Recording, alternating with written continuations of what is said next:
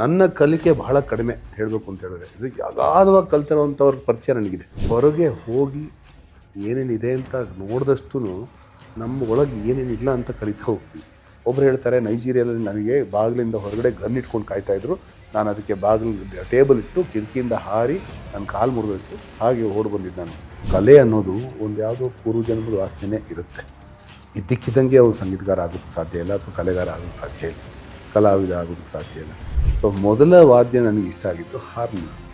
So ಹಾಗೆ ಇದು ಅಧ್ಯಾತ್ಮ ಅಂತ ಹೇಳೋ ಮುಂಚೆ ಈ ಲೌಕಿಕದ ವಿಷಯ ಎಲ್ಲ ಬಂದು ಒಂದು ಫಿಸಿಕಲ್ ಅಟ್ರಾಕ್ಷನ್ ಹಾರ್ಮೋನಿಯಮು, ಆಮೇಲೆ ತಬಲಾ ಕಲ್ತಿದ್ದು. ಈ ಎರಡೂ ಕಲಿತಾಗ ನೆಕ್ಸ್ಟ್ ಅದರ ಭಜನೆ, ಅದರ ಸಾಹಿತ್ಯ, ಆಮೇಲೆ ಕಂಪೋಸಿಷನ್ನು, ಇವ್ರಿಗೆ ಇಷ್ಟವಾಗಿರೋಂಥ ಹಣ ಅವರು ಕೊಡ್ತಾಯಿದ್ದಾರೆ.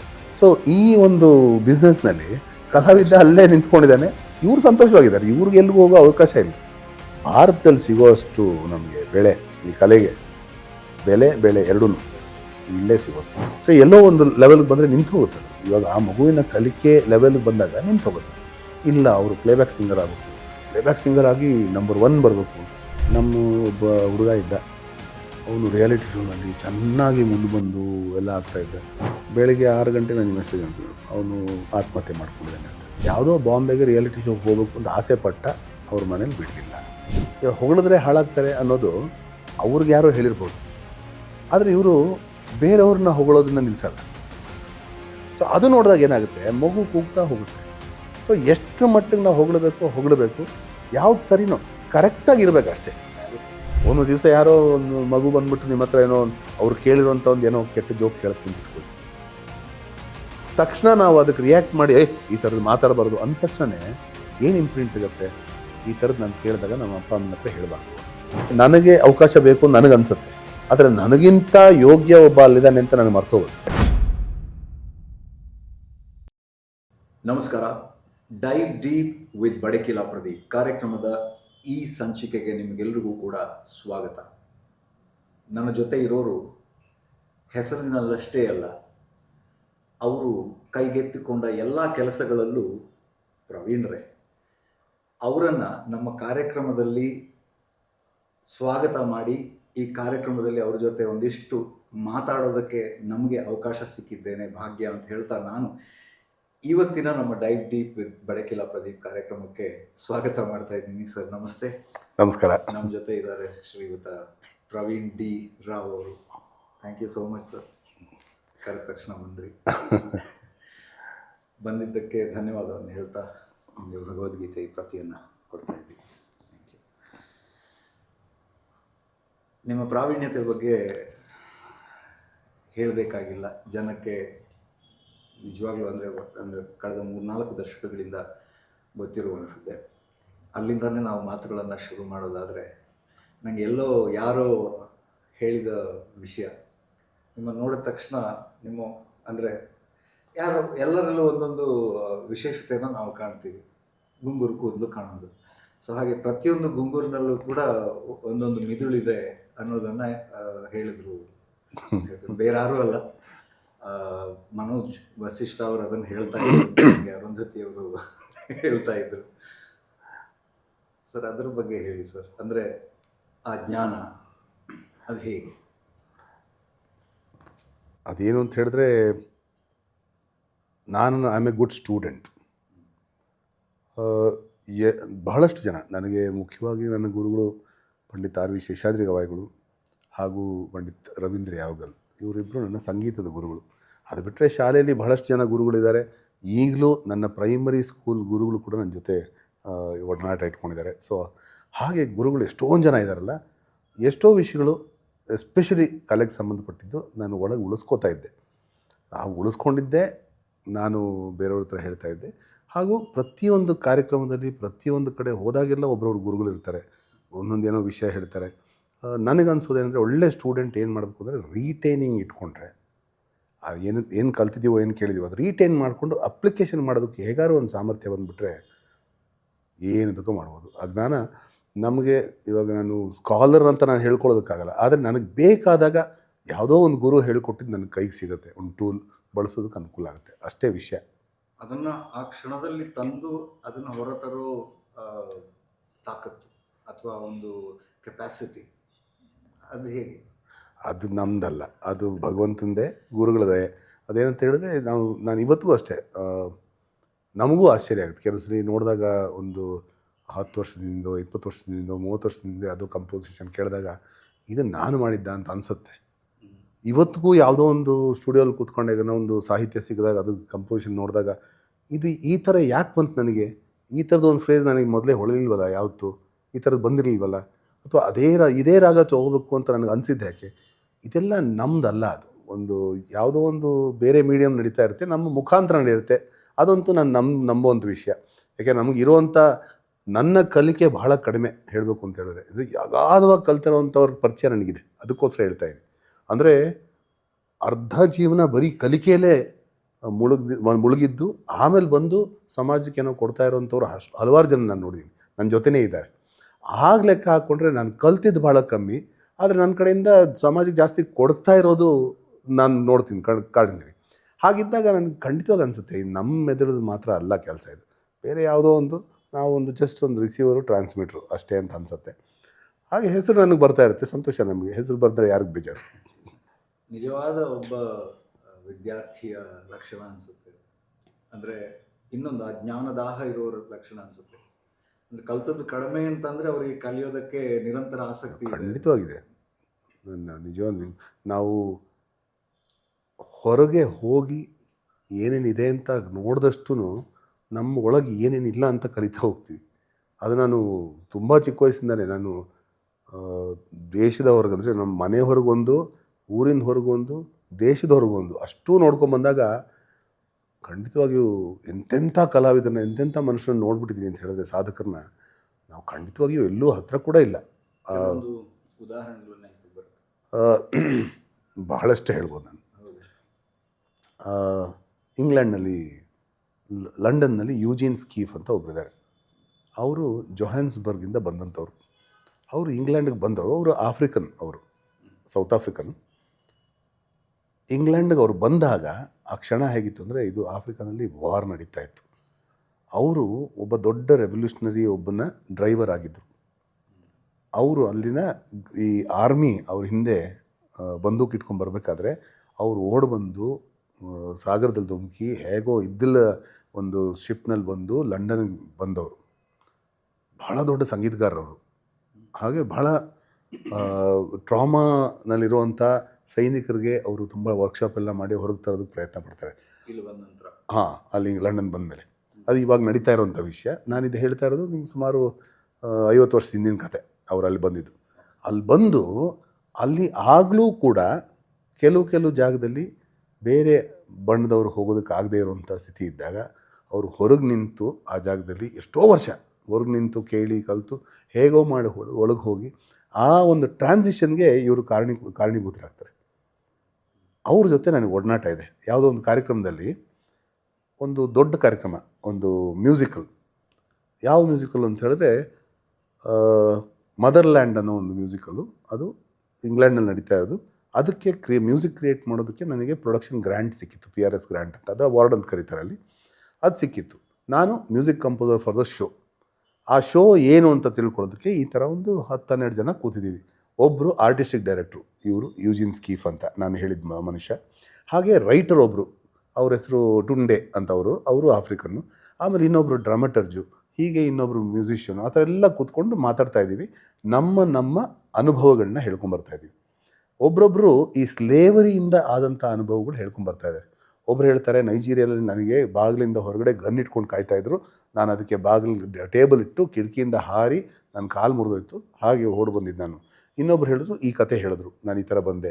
ಮತ್ತೊಬ್ಬರು, ಎಲ್ಲರೂ ಹೇಳ್ತಾ ಇದ್ದಾರೆ. ನನಗೆ ಆ ಥರ ಒಂದು ಎಕ್ಸ್ಪೀರಿಯೆನ್ಸು ಇಲ್ಲ.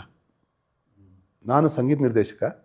ಆದರೆ ನಮ್ಮ ಬೆಂಗಳೂರಿನಲ್ಲಿ ನಾವು ಎಷ್ಟು ಸೇಫ್ ಆಗಿದ್ದೀವಿ ಅಂತ ಹೇಳಿದ್ರೆ, ನಮ್ಮ ಸ್ವಾತಂತ್ರ್ಯ ಹೋರಾಟ ಚಳವಳಿಯಿಂದ ಆಗಿ ಎಷ್ಟೋ ವರ್ಷ ಆಗಿ ನಾವು ಆರಾಮಾಗಿದ್ದೀವಿ. ಅವ್ರು ಇವಾಗಲೂ ಕಷ್ಟಪಡ್ತಾ ಇದ್ದಾರೆ ಅಂತ ಅದನ್ನು ನೋಡಿ ತುಂಬ ನೋವಾಗುತ್ತೆ ನನಗೆ ಹೇಳೋದಕ್ಕೆ ಏನು ಇಲ್ವಲ್ಲ. ಸೊ ಆವಾಗ ನಮ್ಗೆ ಏನಾದರೂ ಕೂಡ ಆ ನೋವಿಗೆ ಅವರು ಕಳ್ಕೊಂಡಂಥವ್ರು, ಹತ್ತತ್ರದಲ್ಲಿ ಇದ್ದವರು ಕಣ್ಮುಂದೆನೇ ಕಳ್ಕೊಂಡಂಥವ್ರು ಎಷ್ಟೋ ಜನ ಇದ್ದಾರೆ. ಈ ಥರ ಜಗತ್ತಿನಲ್ಲಿ ಬಹಳಷ್ಟು ಇದೆ.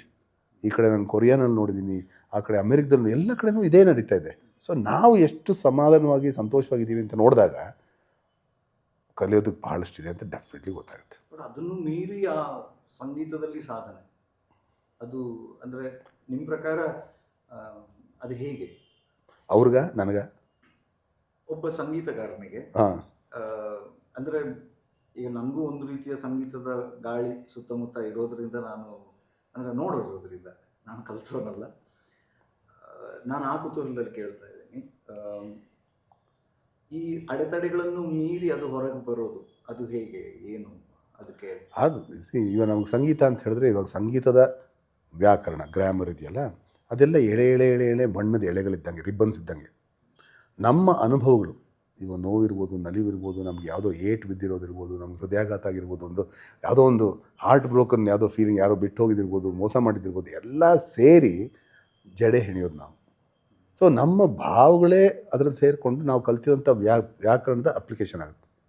ಸೊ ಹಾಗಿದ್ದಾಗ ನಮ್ಮನ್ನು ನಾವು ಏನು ಆಗಬೇಕು ಅಂತಿದ್ದೀವೋ ನಮ್ಮ ಅನುಭವ, ನಮ್ಮ ಅಪ್ಬ್ರಿಂಗಿಂಗ್, ಒಂದು ನಮ್ಮ ತಂದೆ ತಾಯಿಗಳು ನಮಗೇನು ಸಂಸ್ಕಾರ ಕೊಡ್ತಾರೋ ಅದು, ಇನ್ನೊಂದು ಸಮಾಜದಲ್ಲಿ ನಮ್ಮ ಜೊತೆ ಇರೋರು ಏನು ನಮಗೆ ಬೆಳೆಸ್ತಾರೋ, ಮತ್ತು ನಮಗಾದಂಥ ನೋವು ನಲಿವುಗಳೆಲ್ಲ ಸೇರೇ ಒಬ್ಬ ಸಂಗೀತಗಾರ ಆಗೋದು. ಸಂಗೀತಗಾರ ಮಾತ್ರ ಅಲ್ಲ, ಎನಿ ಪರ್ಫಾರ್ಮರ್ ಅವರು ಕಲಿಯೋದು. ಇವಾಗ ಈ ದೇಶಿ ವೃತ್ತಿ ಅಂದರೆ ನಮ್ಮ ಇವತ್ತಿನ ಹೇಗಿರಬೇಕು, ನಾನು ರಿಯಲಿಸ್ಟಿಕ್ಕಾಗಿ ಇರಬೇಕು ಅಂತ ಹೇಳಿದ್ರೆ ಅದಕ್ಕೆ ಜೀವನನೇ ನಮಗೆ ಸಾಥ್ ಕೊಡೋದು. So that's how it is. ಅದ್ರ ಜೊತೆಗೇನೆ ನೀವು ಸಂಸ್ಕಾರದ ಬಗ್ಗೆ ಹೇಳಿದ್ರಿ, ಅಪ್ಬ್ರಿಂಗಿಂಗ್ ಅನ್ನೋದು. ಅದರ ಜೊತೆಗೇನೆ ಮುಖ್ಯವಾಗಿ ನನಗೆ ಕುತೂಹಲ ಇರೋದು ನಿಮ್ಮ ಮತ್ತು ಅಧ್ಯಾತ್ಮದ ಸಂಬಂಧದ ಬಗ್ಗೆ. ಅಧ್ಯಾತ್ಮ ಅಂತ ಬಂದಾಗ ನಮಗೆ ಬರೀ ಅಪ್ಬ್ರಿಂಗಿಂಗ್ ಮಾತ್ರ ಅಲ್ಲ, ನಮ್ಮ ಜನ್ಮಾಂತರದ ಒಂದು ಕನೆಕ್ಷನ್ ಕೂಡ. ಅದು ಮ್ಯೂಸಿಕ್ ಅಂದರೆ ಒಂದು ಸಂಗೀತ ಅನ್ನೋದಕ್ಕೆ. ಯಾಕಂದರೆ ನನ್ನ ತಂಗಿ, ನಾನು ಅದೇ ಉದಾಹರಣೆ ಹೇಳ್ತಾ ಇದ್ದೀನಿ, ಅವಳು ಚಿಕ್ಕವಳಿದ್ದಾಗಂತಲೇ ಅವಳಿಗೆ ಅದೊಂದು ಸಂಗೀತ ಜ್ಞಾನ ಅವಳಲ್ಲಿ ಸಹಜವಾಗಿ ಇತ್ತು. ಅದನ್ನು ಅವಳು ಎಷ್ಟು ಬಳಸ್ಕೊಂಡ್ಳು, ಎಷ್ಟು ಬೆಳೆಸ್ಕೊಂಡ್ಳು ಅನ್ನೋದು ಅದು ಆಮೇಲಿನ ವಿಷಯ. ಆದರೆ ಕೆಲವರಿಗೆ ಅದು ನ್ಯಾಚುರಲ್ ಆಗಿ ಅವ್ರಿಗೆ ಹುಟ್ಟಿನಿಂದಲೇ ಬಂದಿರುತ್ತೆ ಅಂತ ಹೇಳ್ತಾರೆ. ಅದು ಹೇಗೆ? ಅದು ನಿಮ್ಮ ಅಬ್ಸರ್ವೇಷನಲ್ಲಿ, ಯಾಕಂದ್ರೆ ನೀವು ನಿತ್ಯವೂ ಹಲವಾರು ರೀತಿಯ ಸಂಗೀತಗಾರರನ್ನು ನೋಡಿರ್ತೀವಿ. ಇದು ನಿಮ್ಮಲ್ಲಿ ಆ ಥರದ್ದು ಏನಾದರೂ ಎಕ್ಸ್ಪೀರಿಯನ್ಸಸ್? ಖಂಡಿತವಾಗಿಯೂ ಫೈನ್ ಆರ್ಟ್ ಅನ್ನೋದು, ಕಲೆ ಅನ್ನೋದು ಒಂದು ಯಾವುದೋ ಪೂರ್ವಜನ್ಮದ ವಾಸನೆ ಇರುತ್ತೆ. ಇದ್ದಕ್ಕಿದ್ದಂಗೆ ಅವ್ರು ಸಂಗೀತಗಾರ ಆಗೋದಕ್ಕೆ ಸಾಧ್ಯ ಇಲ್ಲ, ಅಥವಾ ಕಲೆಗಾರ ಆಗೋದಕ್ಕೆ ಸಾಧ್ಯ ಇಲ್ಲ, ಕಲಾವಿದ ಆಗೋದಕ್ಕೆ ಸಾಧ್ಯ ಇಲ್ಲ. ಯಾವುದೋ ಒಂದು ಪೂರ್ವಜನ್ಮದ ವಾಸನೆ ಇರುತ್ತೆ, ಅದರ ಒಂದು ರಿಮೈನ್ಸ್ ಇರುತ್ತಲ್ಲ, ಅದು ಹಿಂಗೆ ಪಾಸ್ ಓವರ್ ಆಗಿರುತ್ತೆ. ಅಲ್ಲಿಂದ ಪ್ರಾರಂಭ ಮತ್ತು ನಡುದಾರಿಲಿ ಶುರು ಆಗುತ್ತೆ. ಇಲ್ಲದಿದ್ದರೆ ನಾವು ಎಷ್ಟೋ ಜನ ಪುಟ್ಟ ಮಕ್ಕಳು ಎಷ್ಟೋ ಚೆನ್ನಾಗಿ ಹಾಡ್ತಾರೆ, ಅವ್ರು ಎಂಥದೂ ಕಲ್ತಿರಲ್ಲ. ಅಂದರೆ ಅವ್ರು ಇನ್ನೂ ಓದಕ್ಕೆ ಬರದೇ ಇರೋಂಥವ್ರು ಎಷ್ಟು ಚೆನ್ನಾಗಿ ಹಾಡ್ತಾರೆ. ಅವೆಲ್ಲ ನಾವು ಬೇರೆ ಥರ ಏನೇ ಇರ್ಬೋದು, ಕಲೆ ಒಟ್ಟಾರೆ ಪೇಂಟಿಂಗ್ ಮಾಡೋರು ಇರ್ತಾರೆ, ಎಂತೆಂಥದ್ದು ಮಕ್ಕಳು, ಚಿಕ್ಕ ಮಕ್ಕಳಂತೂ ಅಬ್ಸಲ್ಯೂಟ್ಲಿ ಮ್ಯಾಜಿಕಲ್. ಅದನ್ನೆಲ್ಲ ನೋಡಿದಾಗ ನಮ್ಗೆ ಗೊತ್ತಾಗುತ್ತೆ ಇದು ಮೋಸ್ಟ್ಲಿ ಈಗ ಕಲ್ತಿದ್ದಲ್ಲ, ಮುಂಚೆನೇ ಬಂದಿರೋವಂಥದ್ದು. ಅದು ನಾನು ನಂಬ್ತೀನಿ, ಪೂರ್ವಜನ್ಮದ ಯಾವುದೋ ವಾಸನೆ ಇರುತ್ತೆ ಅಂತ. ಅದಲ್ಲದೆ ಇವಾಗ ಈ ಸಂಸ್ಕಾರ ನಾನು ಅದೇ ಹೇಳಿದ್ರೆ, ಅಪ್ಬ್ರಿಂಗಿಂಗ್, ಸುತ್ತಮುತ್ತಲು ಯಾರಿರ್ತಾರೋ ಅವ್ರ ಕಡೆಯಿಂದನೂ ಕೇಳಿ ಕಲಿಯುವಂಥದ್ದು ಭಾಳಷ್ಟು ಇರುತ್ತೆ. ನನಗೆ ಪೂರ್ವಜನ್ಮದ ನನಗಂತೂ ನೆನಪಿಲ್ಲ, ಬಟ್ ಚಿಕ್ಕ ವಯಸ್ಸಿಂದ ನಮ್ಮಮ್ಮ ಹಾಡ್ತಾಯಿದ್ರು. ನಮ್ಮಮ್ಮ ವಾಸ್ ನಾಟ್ ಎ ಸಿಂಗರ್ ಅಂದರೆ ಪ್ರೊಫೆಷ್ನಲ್ ಆಗಿ ತೊಗೊಂಡಿದ್ದವರಲ್ಲ, ಆದರೆ ನನಗೆ ಮಲಗಿಸ್ಬೇಕಾದ್ರೆ ಹಾಡಿದ್ದೂ ಇದೆ, ಹಾಗೆ ಪ್ರೋಗ್ರಾಮ್ನಲ್ಲೂ ಜಾನಪದ ಗೀತೆಗಳು ಹಾಡ್ತಿದ್ರು, ಭಜನೆಗಳು ಹಾಡ್ತಾಯಿದ್ರು. ರಾಮಕೃಷ್ಣ ಆಶ್ರಮದ ಒಡನಾಟ ಇತ್ತು, ಅವರಲ್ಲಿ ನನ್ನ ಚಿಕ್ಕ ವಯಸ್ಸಿಂದ ಕರ್ಕೊಂಡು ಹೋಗ್ತಾಯಿದ್ರು. ಆ ಒಡನಾಟದಲ್ಲಿ ನಾನು ಆಶ್ರಮಕ್ಕೆ ಹೋದಾಗ ಸ್ವಾಮಿಗಳು ಹಾರ್ಮೋನಿಯಂ ಇಟ್ಕೊಂಡು ಹಾಡ್ತಾಯಿದ್ರು, ಜೊತೆಗೆ ತಬಲಾ ಇತ್ತು. ಸೊ ಮೊದಲ ವಾದ್ಯ ನನಗೆ ಇಷ್ಟ ಆಗಿದ್ದು ಹಾರ್ಮೋನಿಯಂ. ಸೊ ಹಾಗೆ ಇದು ಅಧ್ಯಾತ್ಮ ಅಂತ ಹೇಳೋ ಮುಂಚೆ ಈ ಲೌಕಿಕದ ವಿಷಯ ಎಲ್ಲ ಬಂದು ಒಂದು ಫಿಸಿಕಲ್ ಅಟ್ರಾಕ್ಷನ್ ಹಾರ್ಮೋನಿಯಮು, ಆಮೇಲೆ ತಬಲಾ ಕಲ್ತಿದ್ದು. ಈ ಎರಡೂ ಕಲಿತಾಗ ನೆಕ್ಸ್ಟ್ ಅದರ ಭಜನೆ, ಅದರ ಸಾಹಿತ್ಯ, ಆಮೇಲೆ ಕಂಪೋಸಿಷನ್ನು, ಆಮೇಲೆ ಸಂಗೀತ ಕೇಳೋದು, ಅದು ಒಂದು ದೊಡ್ಡ ಕತೆ, ಬೇರೆ ಬೇರೆ ಕತೆಗಳಿದೆ, ಕೊಂಡಿಯಾಗಿ ಹೋಯ್ತದೆ, ಬೆಳೀತಾ ಹೋಯ್ತು. ಈಗ ನಾವು ಈ ಒಂಥರ ಚೈಲ್ಡ್ ಪ್ರಾಡಿಜೀಸ್ ಅಂತ ಹೇಳೋದಾದರೆ, ನಿಮ್ಮ ಅನುಭವದ ಪ್ರಕಾರ ಅದನ್ನು ಯಾವ ರೀತಿ ಟ್ಯಾಪ್ ಮಾಡಬೇಕು, ಯಾವ ರೀತಿ ಅದನ್ನು ಬೆಳೆಸ್ಕೊಂಡು ಹೋಗಬೇಕು? ಯಾಕಂತಂದರೆ ಇವತ್ತಿನ ಎಸ್ಪೆಷಲಿ ಈ ಸೋಷಿಯಲ್ ಮೀಡಿಯಾ ಇರ್ಬೋದು, ಮಾಸ್ ಮೀಡಿಯಾ ಇರ್ಬೋದು, ಅದರ ಜಮಾನದಲ್ಲಿ ಅದನ್ನು ಎಷ್ಟು ಸೆನ್ಸಿಟಿವ್ ಆಗಿ ಹ್ಯಾಂಡಲ್ ಮಾಡಬೇಕಾಗತ್ತೆ ಪೇರೆಂಟ್ಸ್ ಆಗ್ಬೋದು? ತುಂಬ ಸೆನ್ಸಿಟಿವ್ ಅದು. ಅಂದರೆ ಚೈಲ್ಡ್ ಪ್ರಾಡಿಜಿ ಹುಟ್ಟೋದು ಭಗವಂತನ ದಯೆ, ಆ ಶಕ್ತಿ ಇರುತ್ತೆ. ಅದನ್ನು ಸರಿಯಾದ ರೀತಿಯಲ್ಲಿ ನರೀಶ್ ಮಾಡಬೇಕು, ಸೇಫ್ ಗಾರ್ಡ್ ಮಾಡಬೇಕು. ಅದು ತನ್ನನ್ನು ತಾನು ಬೆಳೆದಕ್ಕೆ ಬಿಡಬೇಕಾಗತ್ತೆ. ನಮ್ಮಲ್ಲಿ ಇವತ್ತೇನಾಗಿದೆ, popularity, reality show, social media, ಖಂಡಿತವಾಗಿಯೂ ಎಲ್ಲ ಬೇಕು ನಮಗೆ. ಯಾಕೆಂದರೆ ಇವ್ರ ಬಗ್ಗೆ ಹೆಸರು ಬಂದರೆ ಒಳ್ಳೆ ಒಳ್ಳೇದು, ನಮಗೇನು ಸಂತೋಷ ತಾನೆ, ಎಲ್ರಿಗೂ ಪರಿಚಯ ಆಗ್ಬೋದು. ಆದರೆ ಏನಾಗುತ್ತೆ, ಅಲ್ಲೇ ನಿಂತೋಗ್ಬಿಡ್ಬಾರ್ದು. ಇವಾಗ ನಮಗೆ ನಮ್ಮ ಗುರುಗಳು ಮೊದಲು ಹೇಳ್ತಾಯಿದ್ರು, ನೀವು ಮೊದಲು ಒಂದಷ್ಟು ಕಲಿಕೆ ಆದಮೇಲೆ, ನಮ್ಮ ಮುಂಚಿನ ಗುರುಗಳೆಲ್ಲ ಎಷ್ಟೋ ಜನ ನಾವು ನೋಡಿದ್ದೀವಿ 40 ವರ್ಷ ಆಗೋವರೆಗೂ ಅವ್ರಿಗೆ ವೇದಿಕೆ ಮೇಲೆ ಹಾಡೋದಕ್ಕೆ ಗುರುಗಳು ಪರ್ಮಿಷನ್ ಕೊಡಲ್ಲ. ಯಾಕೆಂದರೆ ನೀನು ಇನ್ನೂ ತಯಾರಾಗಿಲ್ಲ ಅಂತ ಹೇಳಿದ್ದು ನಾವು ಎಷ್ಟೊಂದಿದೆ ನಿದರ್ಶನ ಕೊಡ್ತಾ ಹೋಗ್ಬೋದು. ಅವರು 40-50 ವರ್ಷ ಆದ್ರೂ ಅವ್ರಿಗೆ ಗುರುಗಳು ಪರ್ಮಿಷನ್ ಕೊಡಲ್ಲ. ಯಾಕೆ ಅಂತೇಳಿ ತಯಾರಾಗಿಲ್ಲ. ಏನು ತಯಾರಾಗಿಲ್ಲ ಅಂತ ಹೇಳಿದ್ರೆ, ಒಂದು ಸಲ ನಾವು ಪರ್ಫಾರ್ಮೆನ್ಸ್ ಶುರು ಮಾಡಿದ್ರೆ ಒಂದ್ರ ಹಿಂದೆ ಒಂದು ಪರ್ಫಾರ್ಮೆನ್ಸ್ ಬರ್ತಾ ಹೋಗ್ತಾ ಕಲಿಯೋದು ನಿಂತು ಹೋಗುತ್ತೆ. ಅಭ್ಯಾಸ. ಅದು ನನಗೂ ಆಗಿದೆ, ಅದು ನನಗೆ ಎಕ್ಸ್ಪೀರಿಯೆನ್ಸ್ ಇದೆ. ನಾನು ಎಷ್ಟೋ ಜನಕ್ಕೆ ಹೇಳ್ತೀನಿ, ನೋಡಿ, ನೀವು ಒಂದ್ಸಲಿ ಪರ್ಫಾರ್ಮೆನ್ಸ್ ಶುರು ಮಾಡಿದ್ರೆ ಕಲಿಕೆನೂ ಕಂಟಿನ್ಯೂ ಮಾಡೋದಕ್ಕಾಗುತ್ತಾ ಟ್ರೈ ಮಾಡಿ. ಈಗ ಅಭ್ಯಾಸ ಮಾಡಬೇಕು. ಅಭ್ಯಾಸ ಮಾಡೋದಕ್ಕೆ ಅವಕಾಶವೇ ಇಲ್ಲ, ಟೈಮೇ ಇರಲ್ಲ. ಇನ್ನೊಂದು ಪ್ರೋಗ್ರಾಮ್ ಬಂತು. ನಮಗೇನಂದರೆ, ನಮ್ಮ ಜನರಿಗೆ ಸಿಕ್ಕಾಪಟ್ಟೆ ಪ್ರೀತಿ, ಕಲಾವಿದರು ಅಂದರೆ ಪ್ರೀತಿ. ಅದು ಅವ್ರಿಗೆ ಇಷ್ಟವಾದಂಥದ್ದು ಏನೋ ನುಡಿಸ್ತಾ ಇರೋವಂಥ ಕಲಾವಿದರಾದರೆ ಇನ್ನೂ ಪ್ರೀತಿ. ಅವ್ರೇನು ಮಾಡ್ತಾರೆ, ಅವ್ರಿಗೆ ಇಷ್ಟವಾದಂಥದ್ದೇ ಒಂದಷ್ಟಿರುತ್ತೆ, ಅದನ್ನು ಯಾರ್ಯಾರು ಪರ್ಫಾರ್ಮ್ ಮಾಡ್ತಾರೋ ಅವ್ರವ್ರ ಹತ್ರನೇ ಹೋಗ್ತಾರೆ. ಕೊನೆಗೆ ಕಲಾವಿದನಿಗೇನೂ ಇಲ್ಲ, ಕಲಾವಿದ ಇವ್ರಿಗೆ ಇಷ್ಟವಾಗಿರೋಂಥದ್ದೇ ಕೊಡ್ತಾ ಇದ್ದಾರೆ, ಇವ್ರಿಗೆ ಇಷ್ಟವಾಗಿರೋಂಥ ಹಣ ಅವ್ರಿಗೆ ಕೊಡ್ತಾ ಇದ್ದಾರೆ. ಸೊ ಈ ಒಂದು ಬಿಸ್ನೆಸ್ನಲ್ಲಿ ಕಲಾವಿದ ಅಲ್ಲೇ ನಿಂತ್ಕೊಂಡಿದ್ದಾನೆ, ಇವ್ರು ಸಂತೋಷವಾಗಿದ್ದಾರೆ, ಇವ್ರಿಗೆ ಎಲ್ಲಿಗೂ ಹೋಗೋ ಅವಕಾಶ ಇಲ್ಲ. ಸೊ ಇವ್ರಿಗೆ ಎಂಟರ್ಟೈನ್ಮೆಂಟು, ಅವ್ರಿಗೆಲ್ಲ ಸ್ಟಾಪ್ ಆಗಿದೆ. ಸೊ ಹಾಗಾಗಿ ಪಾಪ ಕಲಾವಿದರು ಏನು ಮಾಡ್ತಾರೆ, ಅವರು ಹೊಟ್ಟೆಪಾಡಾಗಬೇಕು, ಅನಿವಾರ್ಯ. ಬಟ್ ಕೆಲವರು ಇದು ತಪ್ಪಲ್ಲ. ಆದರೆ ತಂದೆ ತಾಯಿ ಈ ಯಾವುದೋ ಒಂದು ಚೈಲ್ಡ್ ಪ್ರಾಡಿಜಿ ಇದ್ದರೆ ಈ ಪರ್ಫಾರ್ಮೆನ್ಸ್ ನಡೆಯೋ ಜೊತೆಗೇ ಇದೂ ಕಂಪ್ಲೀಟ್ ಆಗಬೇಕು. ಈ ಗುರು ಮುಖಾಂತರ ನಡೆಯುವಂಥ ಒಂದು ಸಾಧನೆ ಏನಿದೆಯೋ ಅದು ಒಂದು ಮಟ್ಟಕ್ಕಾದರೂ ಕಂಪ್ಲೀಟ್ ಆಗಬೇಕು. ಹೇಗೆ ಬ್ಯಾಲೆನ್ಸ್ ಮಾಡೋದು, ಹೇಗೆ ಅವರು ತಂದೆ ತಾಯಿ ಖಂಡಿತವಾಗಿ ಎಲ್ಲ ಕಾರ್ಯಕ್ರಮ ತೊಗೋಬೇಕಾಗಿಲ್ಲವಲ್ಲ. ಬಟ್ ಆ ಅಟ್ರಾಕ್ಷನ್ ಅದು ಬಂತು ಅಂತ ಖಂಡಿತವಾಗಿ ಬರುತ್ತೆ. How much is too much. ಇವಾಗ ನನಗೆ ಹೇಳಬೇಕು ಅಂದರೆ, ನನ್ನ ಮನೇಲಿ ಒಂದು ಚಾಕ್ಲೇಟ್ ಏನಾದ್ರು ತಂದಿಟ್ಟರೆ ಅದು ಉಳಿಯೋದೇ ಇಲ್ಲ, ಆಯಿತಾ. ನಾನು ಎಲ್ಲ ಥರ ಇದಾದಮೇಲೆ ನಾನು ಇಂಗ್ಲೆಂಡ್ಗೆ ಹೋಗಿದ್ದೆ. ಇಂಗ್ಲೆಂಡ್ಲಿ ಹೋದರೆ ಅವ್ರ ಮನೆಯಲ್ಲಿ ಆ ಫ್ರಿಡ್ಜಲ್ಲಿ ಯಾವಾಗಲೂ ಒಂದಷ್ಟು ಚಾಕ್ಲೇಟ್ ಇರೋದು. 2 ಮಕ್ಕಳಿದ್ರು, ಚಿಕ್ಕ ಮಕ್ಕಳು, ಒಬ್ಬರು 15 ವರ್ಷ, ಇನ್ನೊಬ್ಬರು 8 ವರ್ಷ. ಆ ಚಾಕ್ಲೇಟ್ ಹಾಗೇ ಇರೋದು, ಯಾವಾಗಲಾರು ಒಂದ್ಸಲಿ ಮುರ್ಕೊಂಡು ತಿನ್ನೋದು. ನನಗೆ ಅರ್ಥವೇ ಆಗಲಿಲ್ಲ ಹೇಗಿದು ಅಂತ. ಆದರೆ ಅವ್ರ ಮಕ್ಕಳಿಗೆ ಗೊತ್ತು ಅಲ್ಲಿದ್ದೇ ಇರುತ್ತೆ, ಯಾವಾಗ ಬೇಕೋ ತಿನ್ಬೋದು ಅಂತ. ಆದರೆ ನಮಗೇನು, ನಮಗೆ ಚಾಕ್ಲೇಟ್ ಸಿಕ್ಕಿದ್ರೆ ಸಾಕದು ಮುಗಿಸ್ಬೇಕು, ಯಾಕೆಂದ್ರೆ ನಾಳೆ ಇರುತ್ತೋ ಇಲ್ಲೋ. ನಾವು ಬೆಳೆದು ಬಂದಂಥ ರೀತಿ ಏನಂದರೆ, ನಮ್ಮ ಮನೆಯಲ್ಲಿ ಪರ್ಸ್ನಲಾಗಿ ಹೇಳಬೇಕು ಅಂದರೆ, ನಮ್ಮ ತಂದೆ ಬ್ಯಾಂಕ್ ಎಂಪ್ಲಾಯಿ, ನಮ್ಮ ತಾಯಿ ಹೌಸ್ ಮೇಕರು, ಅಂದರೆ ಅವರು ಮನೇಲಿದ್ದು ಬಾಕಿ ಎಲ್ಲ ಅವರೇ ನೋಡ್ಕೋತಾಯಿದ್ರು.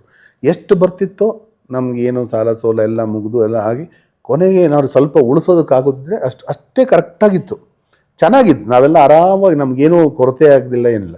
ಆದರೆ ಎಕ್ಸ್ಟ್ರಾ ಒಂದು ಚಾಕ್ಲೇಟ್ ತಂದು ಫ್ರಿಡ್ಜಲ್ಲಿ ಇಡೋಷ್ಟು ಇರಲಿಲ್ಲ. ನಾವು ಎಲ್ರಿಗೂ ಹಂಗೆ, ನಮ್ಮಲ್ಲಿ ನೀವು ಯಾರ ಹತ್ರನೇ ಕೇಳಿ. ಇದನ್ನು ಹೇಳಿದಾಗ ನನಗೆ ನೆನಪಾಗುತ್ತೆ, ನಾನು ಚಿಕ್ಕವನಿದ್ದಾಗ ಈ ಚಾಕ್ಲೇಟ್ ಬಾರ್ಗಳು ಇವಾಗ ಏನು ಆರಾಮ್ಸೆ ತಗೋಬೇಕು ಬಂದರೆ ಮನೆಗೆ, ಅದನ್ನು ಅಪ್ಪ ಬೀರೂಲಿ ಇಡ್ತಿದ್ರು. ಗೊತ್ತು ಅವ್ರಿಗೆ ನಿಲ್ಲಲ್ಲ ಅಂತ. ನಾನು ಅದನ್ನು ಎಕ್ಸ್ಪೆರಿಮೆಂಟು ಮಾಡಿದೆ ಇಂಗ್ಲೆಂಡಿಂದ ಬಂದ ಮೇಲೆ. ಇವಾಗ ನಾನು ಆರಾಮಾಗಿದ್ದೀನಲ್ಲ, ಸ್ವಲ್ಪ ಅನುಕೂಲವಾಗಿದ್ದೀವಲ್ಲ, ಒಂದಷ್ಟು ಚಾಕ್ಲೇಟ್ ತಂದಿಡೋಣ, ಇಡೋದು ನಾನು ನನ್ನ ಮಗ ಇಬ್ಬರು ಅದು ನಿಲ್ಲೋದು ಬಿಡೋಲ್ಲ, ಎಲ್ಲ ತಿನ್ನೋದೆ, ಹೋಗ್ತಾ ಬರ್ತಾ ಒಂದೊಂದು ತಿನ್ನೋದು ಇದೆಯಲ್ಲ ಆ ಥರ. ಸೊ ನಾವೇ ಕಂಟ್ರೋಲ್ ಮಾಡ್ಕೋಬೇಕಾಗತ್ತೆ. ನಾವು ಹೊರಗೆ ಹೋದಾಗ ಇದೇ ಕಲಿಯೋದು. ನೀವು ಯಾಕೆ ಅಲ್ಲಿದು ಉದಾಹರಣೆ ಕೊಟ್ರಿ, ಇಲ್ಲಿಗೂ ಅದನ್ನು ಯಾಕೆ ಕಂಪೇರ್? ಇಲ್ಲಿ ನನಗೆ ಇಲ್ಲಿ ಗೊತ್ತಿರೋಂಥ ಎಲ್ಲರೂ ಇದೇ ಗೊತ್ತಿದೆ. ಅದು ಯಾಕೆ ಅಂದರೆ ನಾವು ಹೆಚ್ಚು ಇದ್ದು ಅದು ನಾಳೆನೂ ಇರುತ್ತೆ ನಮಗೆ ಅನ್ನೋ ಒಂದು ನಂಬಿಕೆ ಬರೋವರೆಗೂ ನಮ್ಮದು ಹೀಗೆ ಇರುತ್ತೆ. ನಾವು ಎಷ್ಟೋ ಈಗಲೂ ಇಲ್ಲೆಲ್ಲ ಚೇಂಜ್ ಆಗಿದೆ. ಯಾಕೆಂದರೆ ಹೊರಗೆ ಹೋಗಿ ಬಂದವರು, ಅಲ್ಲೆಲ್ಲ ಕಲ್ತು ಬಂದವರು ಎಲ್ಲ ನೋಡ್ತೀವಲ್ಲ, ಅವರ ಲೈಫ್ ಸ್ಟೈಲೇ ಬೇರೆ. ನಮ್ಮ ಲೈಫ್ ಸ್ಟೈಲು ಇಲ್ಲೇ ಭಾರತದಲ್ಲೇ ಹುಟ್ಟು ಬೆಳೆದು ಎಲ್ಲೂ ಹೊರಗಿನ ಏನೂ ನೋಡದೇ ಇರೋವಂಥವ್ರ ಲೈಫ್ ಸ್ಟೈಲ್ಗೂ ಹೊರಗೋಗಿ ಒಂದು ರೀತಿಯಲ್ಲಿ ಆರ್ಗನೈಸ್ಡು. ಇವಾಗ ನನಗೆ ಎಲ್ಲವನ್ನೂ ನಾನು ಪಾಶ್ಚಿಮಾತ್ಯ ದೇಶಗಳಲ್ಲಿ ಹೊರಗಡೆ ಹೋಗಿ ಅಲ್ಲಿ ಕಲ್ತ್ಕೊಂಡ್ಬರ್ಬೇಕು ಅಂತ ಹೇಳೋದಿಲ್ಲ.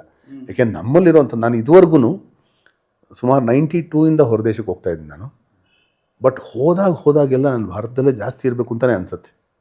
ಅದು ಎಷ್ಟೋ ಜನನೂ ಹೇಳಿದ್ದಾರೆ. ಯಾಕೆಂದ್ರೆ ನನಗೆ ಯಾವತ್ತೂ ಅವಾಗಿಂದನೂ ನನಗೆ ಇಲ್ಲಿ ಬನ್ನಿ, ಇಲ್ಲೇ ಇರಿ, ಉಳ್ಕೊಳ್ಳಿ, ಇಲ್ಲೊಂದು ಸ್ಕೂಲ್ ಮಾಡಿಕೊಡ್ತೀವಿ, ಇಲ್ಲಿ ಪಾಠ ಮಾಡಿ, ಇಲ್ಲಿ ಕಾರ್ಯಕ್ರಮ ಮಾಡಿ ಅಂತ ಹೇಳಿದವ್ರು ಎಲ್ಲ ಕಡೆ ಇದ್ದಾರೆ. ಅದು ನನಗೇನೋ ಒಂದು ಒಳಗಿಂದ ಅನ್ನಿಸ್ಲೇ ಇಲ್ಲ ನನಗೆ ಬೆಂಗಳೂರು ಬಿಟ್ಟು ಹೋಗ್ಬೇಕು, ಭಾರತ ಬಿಟ್ಟು ಹೋಗ್ಬೇಕು. ಯಾಕೆ ನಮ್ಮಲ್ಲಿನ ಒಂದು ಅಟ್ರಾಕ್ಷನ್ ಏನು? ಅಯ್ಯೋ, ಇಲ್ಲಿ ಒಂದೊಂದು ಅಪಸವ್ಯಗಳಿಗೂ ಮೀರಿ ಅಲ್ಲ, ಅದೇನದು ಅಂದರೆ ಕಲೆ, ಎಸ್ಪೆಷಲಿ ಕಲೆ ಅಂತ ನೋಡಿದ್ರೆ ಇಲ್ಲಿ ಪ್ರತಿ ನಿಮಿಷ ಪ್ರತಿ ಗಂಟೆ ನಮಗೆ ಕಾರ್ಯಕ್ರಮ ಇರುತ್ತೆ. ಕಾರ್ಯಕ್ರಮ ಅಂದರೆ ಬರೀ ಸ್ಟೇಜ್ ಕಾರ್ಯಕ್ರಮ ಅಂತ ನಾನು ಹೇಳ್ತಿಲ್ಲ, ಏನೋ ಒಂದು ಕಾರ್ಯ ನಡೀತಾ ಇರುತ್ತೆ, ಎಂಗೇಜ್ಮೆಂಟ್ ಇರುತ್ತೆ. ನಾವು ಒಬ್ರ ಹತ್ರ ಮಾತಾಡ್ತಾ ಇರ್ಬೋದು, ಒಂದು ಕಡೆ ಏನೋ ಹೇಳ್ಕೊಡ್ತಾ ಇರ್ಬೋದು, ಇನ್ನೊಂದು ಕಡೆ ಕಲಿತಾ ಇರ್ಬೋದು, ಏನೋ ಒಂದು ನಡೀತಾ ಇರುತ್ತೆ. ಆದರೆ ಹೊರಗೆ ಎಲ್ಲೂ ಹೋದರೂ ಕೂಡ ಕಲೆ ಅನ್ನೋದು ವೀಕೆಂಡ್ ಥಿಂಗ್. ಯಾಕೆಂದರೆ ವಾರ ಎಲ್ಲ ಅವ್ರು ಕೆಲಸ ಮಾಡ್ತಾರೆ, ವೀಕೆಂಡ್ನಲ್ಲಿ ಕಲೆ. ಯಾಕೆ ನಮಗೂ ಪ್ರೋಗ್ರಾಮ್ ಇರೋದು ವೀಕೆಂಡ್ನಲ್ಲಿ. ಈಗೆಲ್ಲ ಚೇಂಜ್ ಆಗಿದೆ, ನಾನು ಹೇಳ್ತಿರೋದು ಅವಾಗ. ಸೊ ಅದೆಲ್ಲ ನೋಡಿದಾಗ ನಮಗೆ ಕಲಿಕೆ ಅಂತ ಇಲ್ಲದೆ ಇದ್ದ ತಕ್ಷಣ ಬೋರ್ ಆಗಿಬಿಡುತ್ತೆ. ಇವಾಗ ಕಲಾವಿದನಾಗಿರೋ ಅಂಥ ಮೆದುಳಿದ್ರೆ ಅವರು ಕಾನ್ಸ್ಟೆಂಟಾಗಿ ಫೀಡ್ ಮಾಡ್ತಾ ಇರ್ಬೇಕು, ಏನೋ ಒಂದು ಕೊಡ್ತಾ ಇರ್ಬೇಕು ಕೆಲಸಕ್ಕೆ. ಐಡಲ್ ಮೈಂಡ್ ಅಂತ ಒಂದು, ಇನ್ನೊಂದು ಅವ್ರ ಎಂಜಿನ್ ಆಗಲೇ ಫಾಸ್ಟಾಗಿ ರನ್ ಆಗ್ತಾ ಇದ್ದರೆ ಅದು ಏನೋ ಒಂದು ಕೊಡಲಿಲ್ಲ ಅಂತ ಹೇಳಿದ್ರೆ ಅದೊಂಥರ ರಶ್ ಹಿಡ್ದಂಗೆ ಆಗ್ಬಿಡುತ್ತೆ. ಸೊ ಅದಕ್ಕೆ ಕೊಡೋದಕ್ಕೆ ಸಾಧ್ಯ ಇರೋದು ಭಾರತದಲ್ಲಿ ಮಾತ್ರ. ಅದಕ್ಕೇ ಎಷ್ಟೋ ಜನ ಕಲಾವಿದರು ಅವರು ಪೂರ್ತಿ ಪ್ರಮಾಣದಲ್ಲಿ ಪ್ರಬುದ್ಧರಾಗೋವರೆಗೂ ಭಾರತದಲ್ಲೇ ಇರ್ತಾರೆ, ಅಥವಾ ಹೋದರೂ ಹೋಗಿ ಬಂದು ಮಾಡ್ತಾ ಇರ್ತಾರೆ. ಆಮೇಲೆ ಅಲ್ಲಿ ಹೋಗಿ ಸೆಟ್ಲ್ ಆದವ್ರು ಎಷ್ಟೋ ಜನ ಇದೆ, ಏನೂ ಅದರಲ್ಲಿ ತೊಂದರೆ ಇಲ್ಲ. ಬಟ್ ಆ ಲೆವೆಲ್ ರೀಚ್ ಆಗೋವರೆಗೂ ಭಾರತದಲ್ಲಿ ಸಿಗೋಷ್ಟು ನಮಗೆ ಬೆಳೆ, ಈ ಕಲೆಗೆ ಬೆಳೆ ಎರಡೂ ಇಲ್ಲೇ ಸಿಗೋದು. ನಿಮ್ಮ ಅದೇ ಈ ಇದ್ರ ಬಗ್ಗೆ ಹೇಳ್ತಾ ಇದ್ದೀರಿ ನೀವು, ಚೈಲ್ಡ್ ಪ್ರಾಡಿಜೀಸ್ ಬಗ್ಗೆ, ಮತ್ತು ಹೇಗೆ ಅದು ನಮ್ಮ ಕಂಟ್ರೋಲ್ ಇರಬೇಕು ಅಂತ. ಅದೇ ಬಟ್ ಅದು ಈಗ ಏನಾದರೂ ಅದಕ್ಕೆ ಬೇರೆ ಏನಾದರೂ ಟಿಪ್ಸ್ ಏನಾದರೂ ಹೇಳೋದಾದರೆ, ಯಾಕಂದರೆ ಎಷ್ಟೋ ಜನ, ಏಕೆಂದರೆ ಅಂಥದ್ದನ್ನು ನೋಡಿದ ತಕ್ಷಣ ಅದಕ್ಕೆ ಜಾಸ್ತಿ ವ್ಯೂಸ್ ಬರೋದಿರ್ಬೋದು, ಅಥವಾ ಅದೇ ಬುಕ್ಕಿಂಗ್ಸ್ ಜಾಸ್ತಿ ಬರೋದಿರ್ಬೋದು. ಅದು ಏನೂ ಮಾಡೋಕ್ಕಾಗಲ್ಲ, ಅದು ಒಂದು ದೊಡ್ಡ ಸಾಧನೆ, ಅದು ತಪಸ್ಸದು. ತಂದೆ ತಾಯಿಗೆ ಇವಾಗ ನಾವು ಸಾಧಾರಣವಾಗಿ ನೋಡ್ತೀವಿ, ಯಾರೋ ಒಬ್ರು ಫ್ರೆಂಡ್ ಬಂದರು ಅಂದ ತಕ್ಷಣವೇ ಇವ್ರ ಮಗಳು ಚೆನ್ನಾಗಿ ಡ್ಯಾನ್ಸ್ ಮಾಡ್ತಾಳೆ, ಒಂದು ಚಿಕ್ಕ ಹುಡುಗಿ ಮನೇಲಿದ್ದರೆ, ಬಾಮ ಅಂಕಲ್ಗೆ ಡ್ಯಾನ್ಸ್ ಮಾಡಿ ತೋರಿಸು. ಆ ಮಗುಗೆ ಇಷ್ಟ ಇದೆಯೋ ಇಲ್ವೋ, ನಾವಂತೂ ಪರ್ಫಾರ್ಮೆನ್ಸ್ಗೆ ಹಚ್ಬಿಡ್ತೀವಿ. ಅದು ಇದು ದೊಡ್ಡ ಮಟ್ಟದಲ್ಲಿ. ಇವಾಗ ಮನೆಗೆ ಯಾರೋ ಅಂಕಲ್ ಪಕ್ಕದ ಮನೆಯವ್ರು ಬಂದರೆ, ಏಯ್ ಬೆಳಿಗ್ಗೆ ಹಾಡ್ತಾ ಇದೆಯಲ್ಲ ಅದು ದೇವ್ರನ್ನ ಮಾಡು, ಒಂದು ಶ್ಲೋಕ ಹಾಡು ನೋಡಿಸು, ವಿಷ್ಣು ಸಹಸ್ರನಾಮ ಮಾಡ್ತಾರಪ್ಪ ಇವರು. ಇದು ನಮಗೊಂಥರ ಖುಷಿ, ನಮ್ಮ ಮಕ್ಕಳ ಬಗ್ಗೆ ನಾವು ಹೇಳ್ಕೊಳ್ಳೋದು, ಒಂದು ಉತ್ತೇಜನ ಅಂತಲೂ ತಿಳ್ಕೊಳ್ತಾರೆ ಅನ್ಕೋಬೋದು. ಆದರೆ ಅದು ಒಂದು ಲೆವೆಲ್ವರೆಗೂ ಇದ್ದರೆ ಉತ್ತೇಜನ. ಆ ಮಗುಗೆ ಅವರ್ಷನ್ ಬರೋ ಅಷ್ಟ್ರ ಮಟ್ಟಿಗೆ ಮಾಡಿಬಿಡ್ತಾರೆ ತಂದೆ ತಾಯಿ. ಇನ್ನು ಬೇಡಪ್ಪ ಇವರು ಇನ್ಯಾರೋ ಬಂದರೆ. ಸೊ ಎಷ್ಟೋ ಜನ ನಾನು ನೋಡ್ತೀನಿ, ಒಂದು ಏಜ್ ಆದ ತಕ್ಷಣ ಯಾರೋ ಬಂದಿದ್ದಾರೆ ಅವ್ರ ಹತ್ರ ನಾವು ಬಂದರು ಅಂದ ತಕ್ಷಣ ಮಕ್ಕಳು ಜಾಗ ಖಾಲಿ ಮಾಡಿಬಿಡ್ತಾರೆ, ಯಾಕೆಂದರೆ ಕರೆದುಬಿಟ್ಟು ಹಾಡಿಸ್ತಾರೆ ಅಂತ ಗೊತ್ತು. ಆ ಥರ ಸ್ಥಿತಿಗೆ ಬಂದುಬಿಡ್ತೀವಿ. ಅದಾದಮೇಲೆ ನೆಕ್ಸ್ಟು ಅವರು ಪಬ್ಲಿಕ್ ಮೀಡಿಯಮ್ ಬಂದರು ಅಂದ ತಕ್ಷಣ ತಂದೆ ತಾಯಿ ಕಂಟ್ರೋಲ್ ಮಾಡ್ಕೋಬೇಕು. ನಾನು ಎಷ್ಟೋ ಜನ ತಂದೆ ತಾಯಿನ ನೋಡಿದ್ದೀನಿ, ತಮ್ಮ ಮಕ್ಕಳನ್ನ ಮುಂದೆ ತರಬೇಕು. ಯಾವ ರೀತಿ ಆದರೂ ಪರವಾಗಿಲ್ಲ, ಅವರು ಮುಂದೆ ಕಾಣಿಸ್ತಾ ಇರಬೇಕು ಅನ್ನೋ ಆಲೋಚನೆ ಮಾಡೋಂಥ ತಂದೆ ತಾಯಿ ನೋಡಿದ್ದೀನಿ. ನಾನು ಅವ್ರ ಹತ್ರ ಮಾತಾಡಿದ್ದೀನಿ, ಯಾಕೆ ನಿಮಗೆ ಇಷ್ಟು ಏನು, ನಿಮ್ಮ ಮಗು ಎಲ್ಲಿ ಹೋಗ್ಬೇಕು ಅವರು ಒಂದು ರೀತಿಯಲ್ಲಿ. ಸೊ ಎಲ್ಲೋ ಒಂದು ಲೆವೆಲ್ಗೆ ಬಂದರೆ ನಿಂತು ಹೋಗುತ್ತೆ ಅದು. ಇವಾಗ ಆ ಮಗುವಿನ ಕಲಿಕೆ ಲೆವೆಲ್ಗೆ ಬಂದಾಗ ನಿಂತು ಹೋಗುತ್ತೆ. ಇಲ್ಲ ಅವರು ಪ್ಲೇಬ್ಯಾಕ್ ಸಿಂಗರ್ ಆಗಬೇಕು, ಪ್ಲೇಬ್ಯಾಕ್ ಸಿಂಗರ್ ಆಗಿ ನಂಬರ್ 1 ಬರಬೇಕು. ನಾನು ಹೇಳಿದೆ, ಈಗ ಇಷ್ಟು ವರ್ಷದ ಪ್ಲೇಬ್ಯಾಕ್ ಸಿಂಗರ್ಸ್ ಇದಾರಲ್ಲ, ನೀವು ಎಷ್ಟು ಜಾನಕಿ ಇರ್ಬೋದು, ಲತಾ ಮಂಗೇಶ್ಕರ್ ಇರ್ಬೋದು, ಅವರು ಎಷ್ಟು ವರ್ಷ ಸಾಧನೆ ಮಾಡಿದ್ದಾರೆ ಗೊತ್ತಾ, ಅದ್ರ ಹಿಂದೆ ಮರ್ತು ಹೋಗ್ಬಿಡ್ತಾರೆ. ಹಾಂ, ಅಂದರೆ ಲತಾ ಮಂಗೇಶ್ಕರ್ ಈಗಲೇ ನಮ್ಮ ಮಗು ಆಡ್ತಾ ಇದ್ದಲ್ರಿ ಅಂತ ಅವರು ಅಂದ್ಕೊಂಡ್ಬಿಡ್ತಾರೆ. ಅಂದರೆ ಒಂದು ಆ ಮಗು ಮೇಲಿರೋ ಪ್ರೀತಿ, ಆ ಮಗು ಬಾಯಿಂದ ಹೊರಗೆ ಬಂದಿದ್ದೆಲ್ಲ ಇವ್ರಿಗೆ ಚಿನ್ನ. ಹಾಗಂತ ನಾವೇ ಒಂದು ಕಕ್ಕುನಲ್ಲಿ ಕೂತ್ಬಿಟ್ರೆ ಆ ಮಗು ಲೈಫ್ ಹಾಳು ಮಾಡ್ತೀವಿ ಅನ್ನೋದು ನಾವು ತಿಳ್ಕೊಳ್ಳೋದು. ಆ ತಂದೆ ತಾಯಿಗೆ ಭಾಳ ಹುಷಾರಾಗಿರ್ಬೇಕು. ಒಂಥರ ಈ ಕ್ಷುರಸ್ಯ ದಾರ ಅಂತ ಹೇಳ್ತಾರೆ, ಕ್ಷುರಸ್ಯ ದಾರ ನಿಶ್ಚಿತಾದ ವೃತ್ಯಯ. ಇದು ಯೋಗದ ಮಾರ್ಗ ಕತ್ತಿ ಅಲ್ಗಿನ ಮೇಲೆ ನಡೆಯೋ ಥರ ಅಂತ. ಯಾವ ಕಡೆ ಬಿದ್ರೂ 2 ತುಂಡೆ ನಡೆಯೋದು ಕಂಪ್ಲೀಟ್ ಮಾಡಬೇಕು. ಆ ಥರನೇ ಈ ಮಕ್ಕಳನ್ನ ಕಲೆನಲ್ಲಿ ಬೆಳೆಸೋದು. ಒಂದು ಕಡೆ ಆಚೀಚೆ ಆಗಿಬಿಟ್ರು ಆ ಮಕ್ಕಳು ಹಾಳೋದ್ರೆ ಹೋಯ್ತಲ್ಲ, ಎಷ್ಟು ಕಷ್ಟ ಇದೆ ಅಂದರೆ ಅದು. ಈ ಥರದ್ದು ಹತ್ತಿರದಿಂದ ನೋಡಿದ್ದೋ ಅಥವಾ ಎಲ್ಲಾದರೂ ಗಮನಿಸಿದ್ದು ಇದೆ, ಈ ಥರ ಒಂದೊಳ್ಳೆ ಪ್ರತಿಭೆ ಈ ರೀತಿಯ ಪರಿಸ್ಥಿತಿಗೆ ಬಲಿಯಾಗಿ? ಭಾಳ ಆಗಿದೆ, ಇಷ್ಟೊಂದಿದೆ. ನಮ್ಮ ಒಬ್ಬ ಹುಡುಗ ಇದ್ದ, ಅವನು ರಿಯಾಲಿಟಿ ಶೋನಲ್ಲಿ ಚೆನ್ನಾಗಿ ಮುಂದೆ ಬಂದು ಎಲ್ಲ ಆಗ್ತಾಯಿದ್ದ. ಒಂದು ದಿವಸ ಮನೆಗೆ ಬಂದ, ನಮ್ಮ ಮನೇಲೇ ರಿಹರ್ಸಲೆಲ್ಲ ಮುಗೀತು. ಆಮೇಲೆ ಅವ್ರ ಮನೆಗೆ ಹೋದ. ಬೆಳಗ್ಗೆ 6 ಗಂಟೆಗೆ ನನಗೆ ಮೆಸೇಜ್ ಅಂತ, ಅವನು ಆತ್ಮಹತ್ಯೆ ಮಾಡ್ಕೊಂಡಿದ್ದಾನೆ ಅಂತ. ನಾನು ಯಾಕೆ ಅಂತ ನೋಡಿದ್ರೆ, ಒಬ್ಬ ಹುಡುಗ ಆದಿತ್ಯ ಅಂತ ಒಬ್ಬ ಹುಡುಗ ಇದ್ದೆ.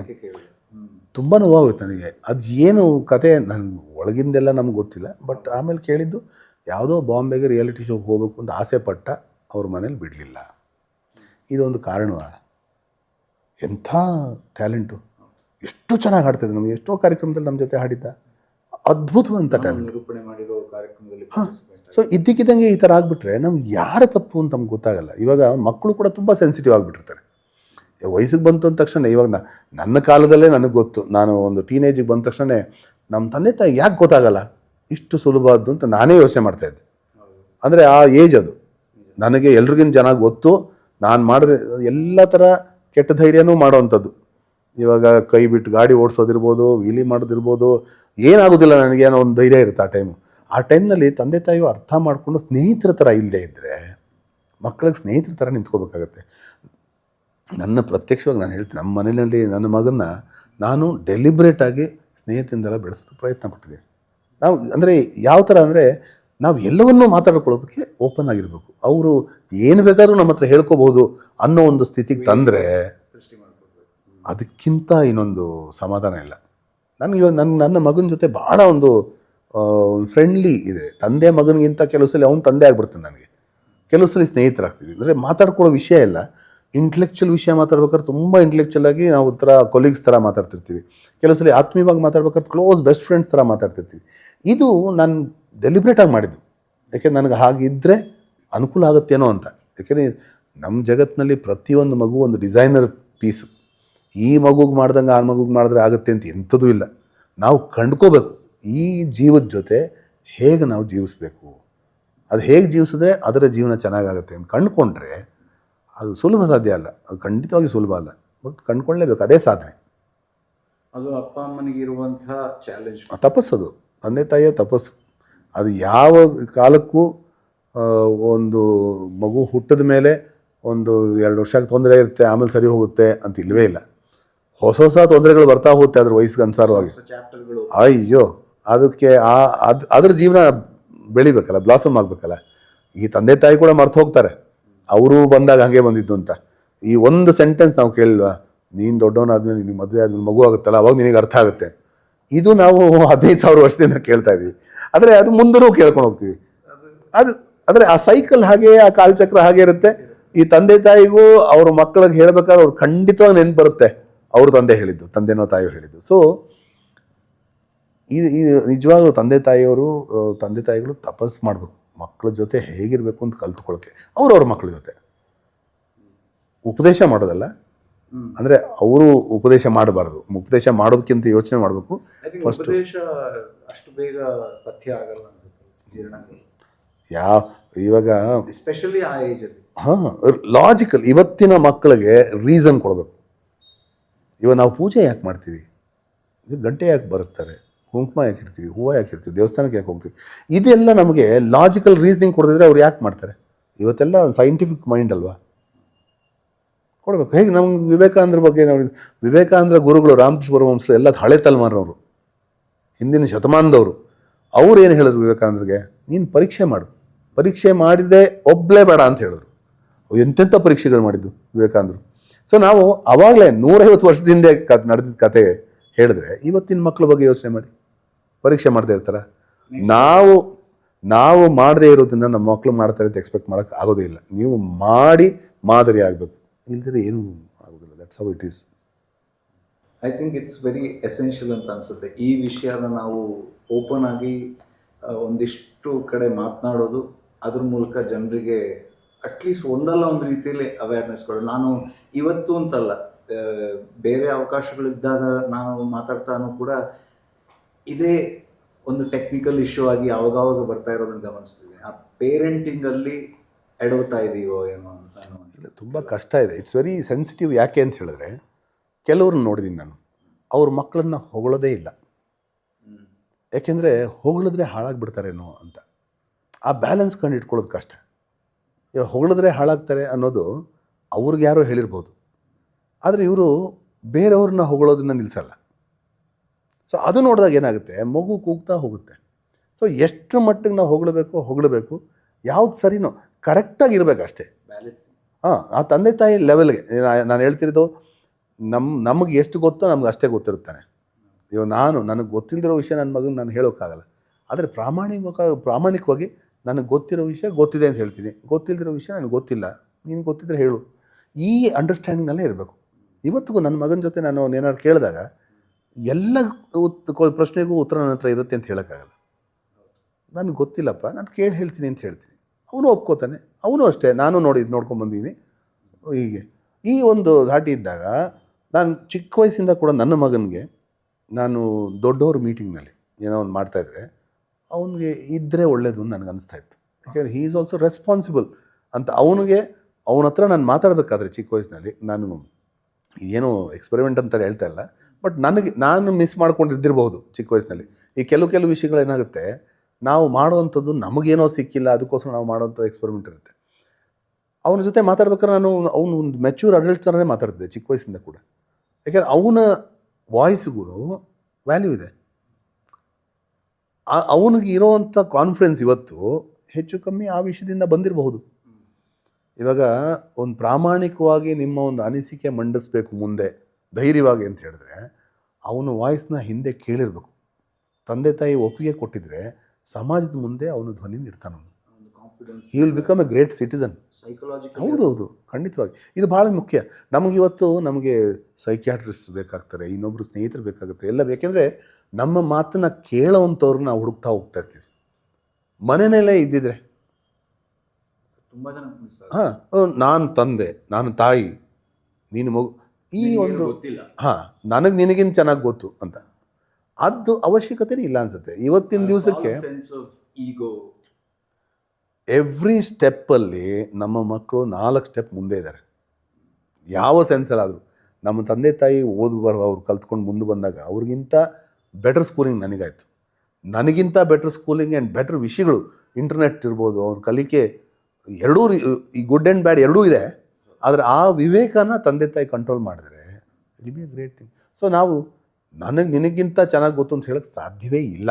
ಆ ಮಕ್ಕಳೇ ಹೇಳೋದು, ನನಗೆ ಗೊತ್ತು, ನೀವು ಕೇಳಿ ಅಂತಲೇ ಹೇಳ್ತಾರೆ. ಸೊ ಅದನ್ನು ನಾವು ಒಪ್ಕೊಂಡ್ರೆ ಮಕ್ಕಳು ಅದನ್ನು ಹೇಳೋಕ್ಕೆ ಹೋಗಲ್ಲ, ಅದು ಮುಂದೆ ಬರೋದೇ ಇಲ್ಲ. ಯಾಕೆಂದರೆ ಗೊತ್ತು, ಅವ್ರಿಗೂ ಗೊತ್ತು, ನನಗೂ ಗೊತ್ತು ಅದ್ರ ಬಗ್ಗೆ.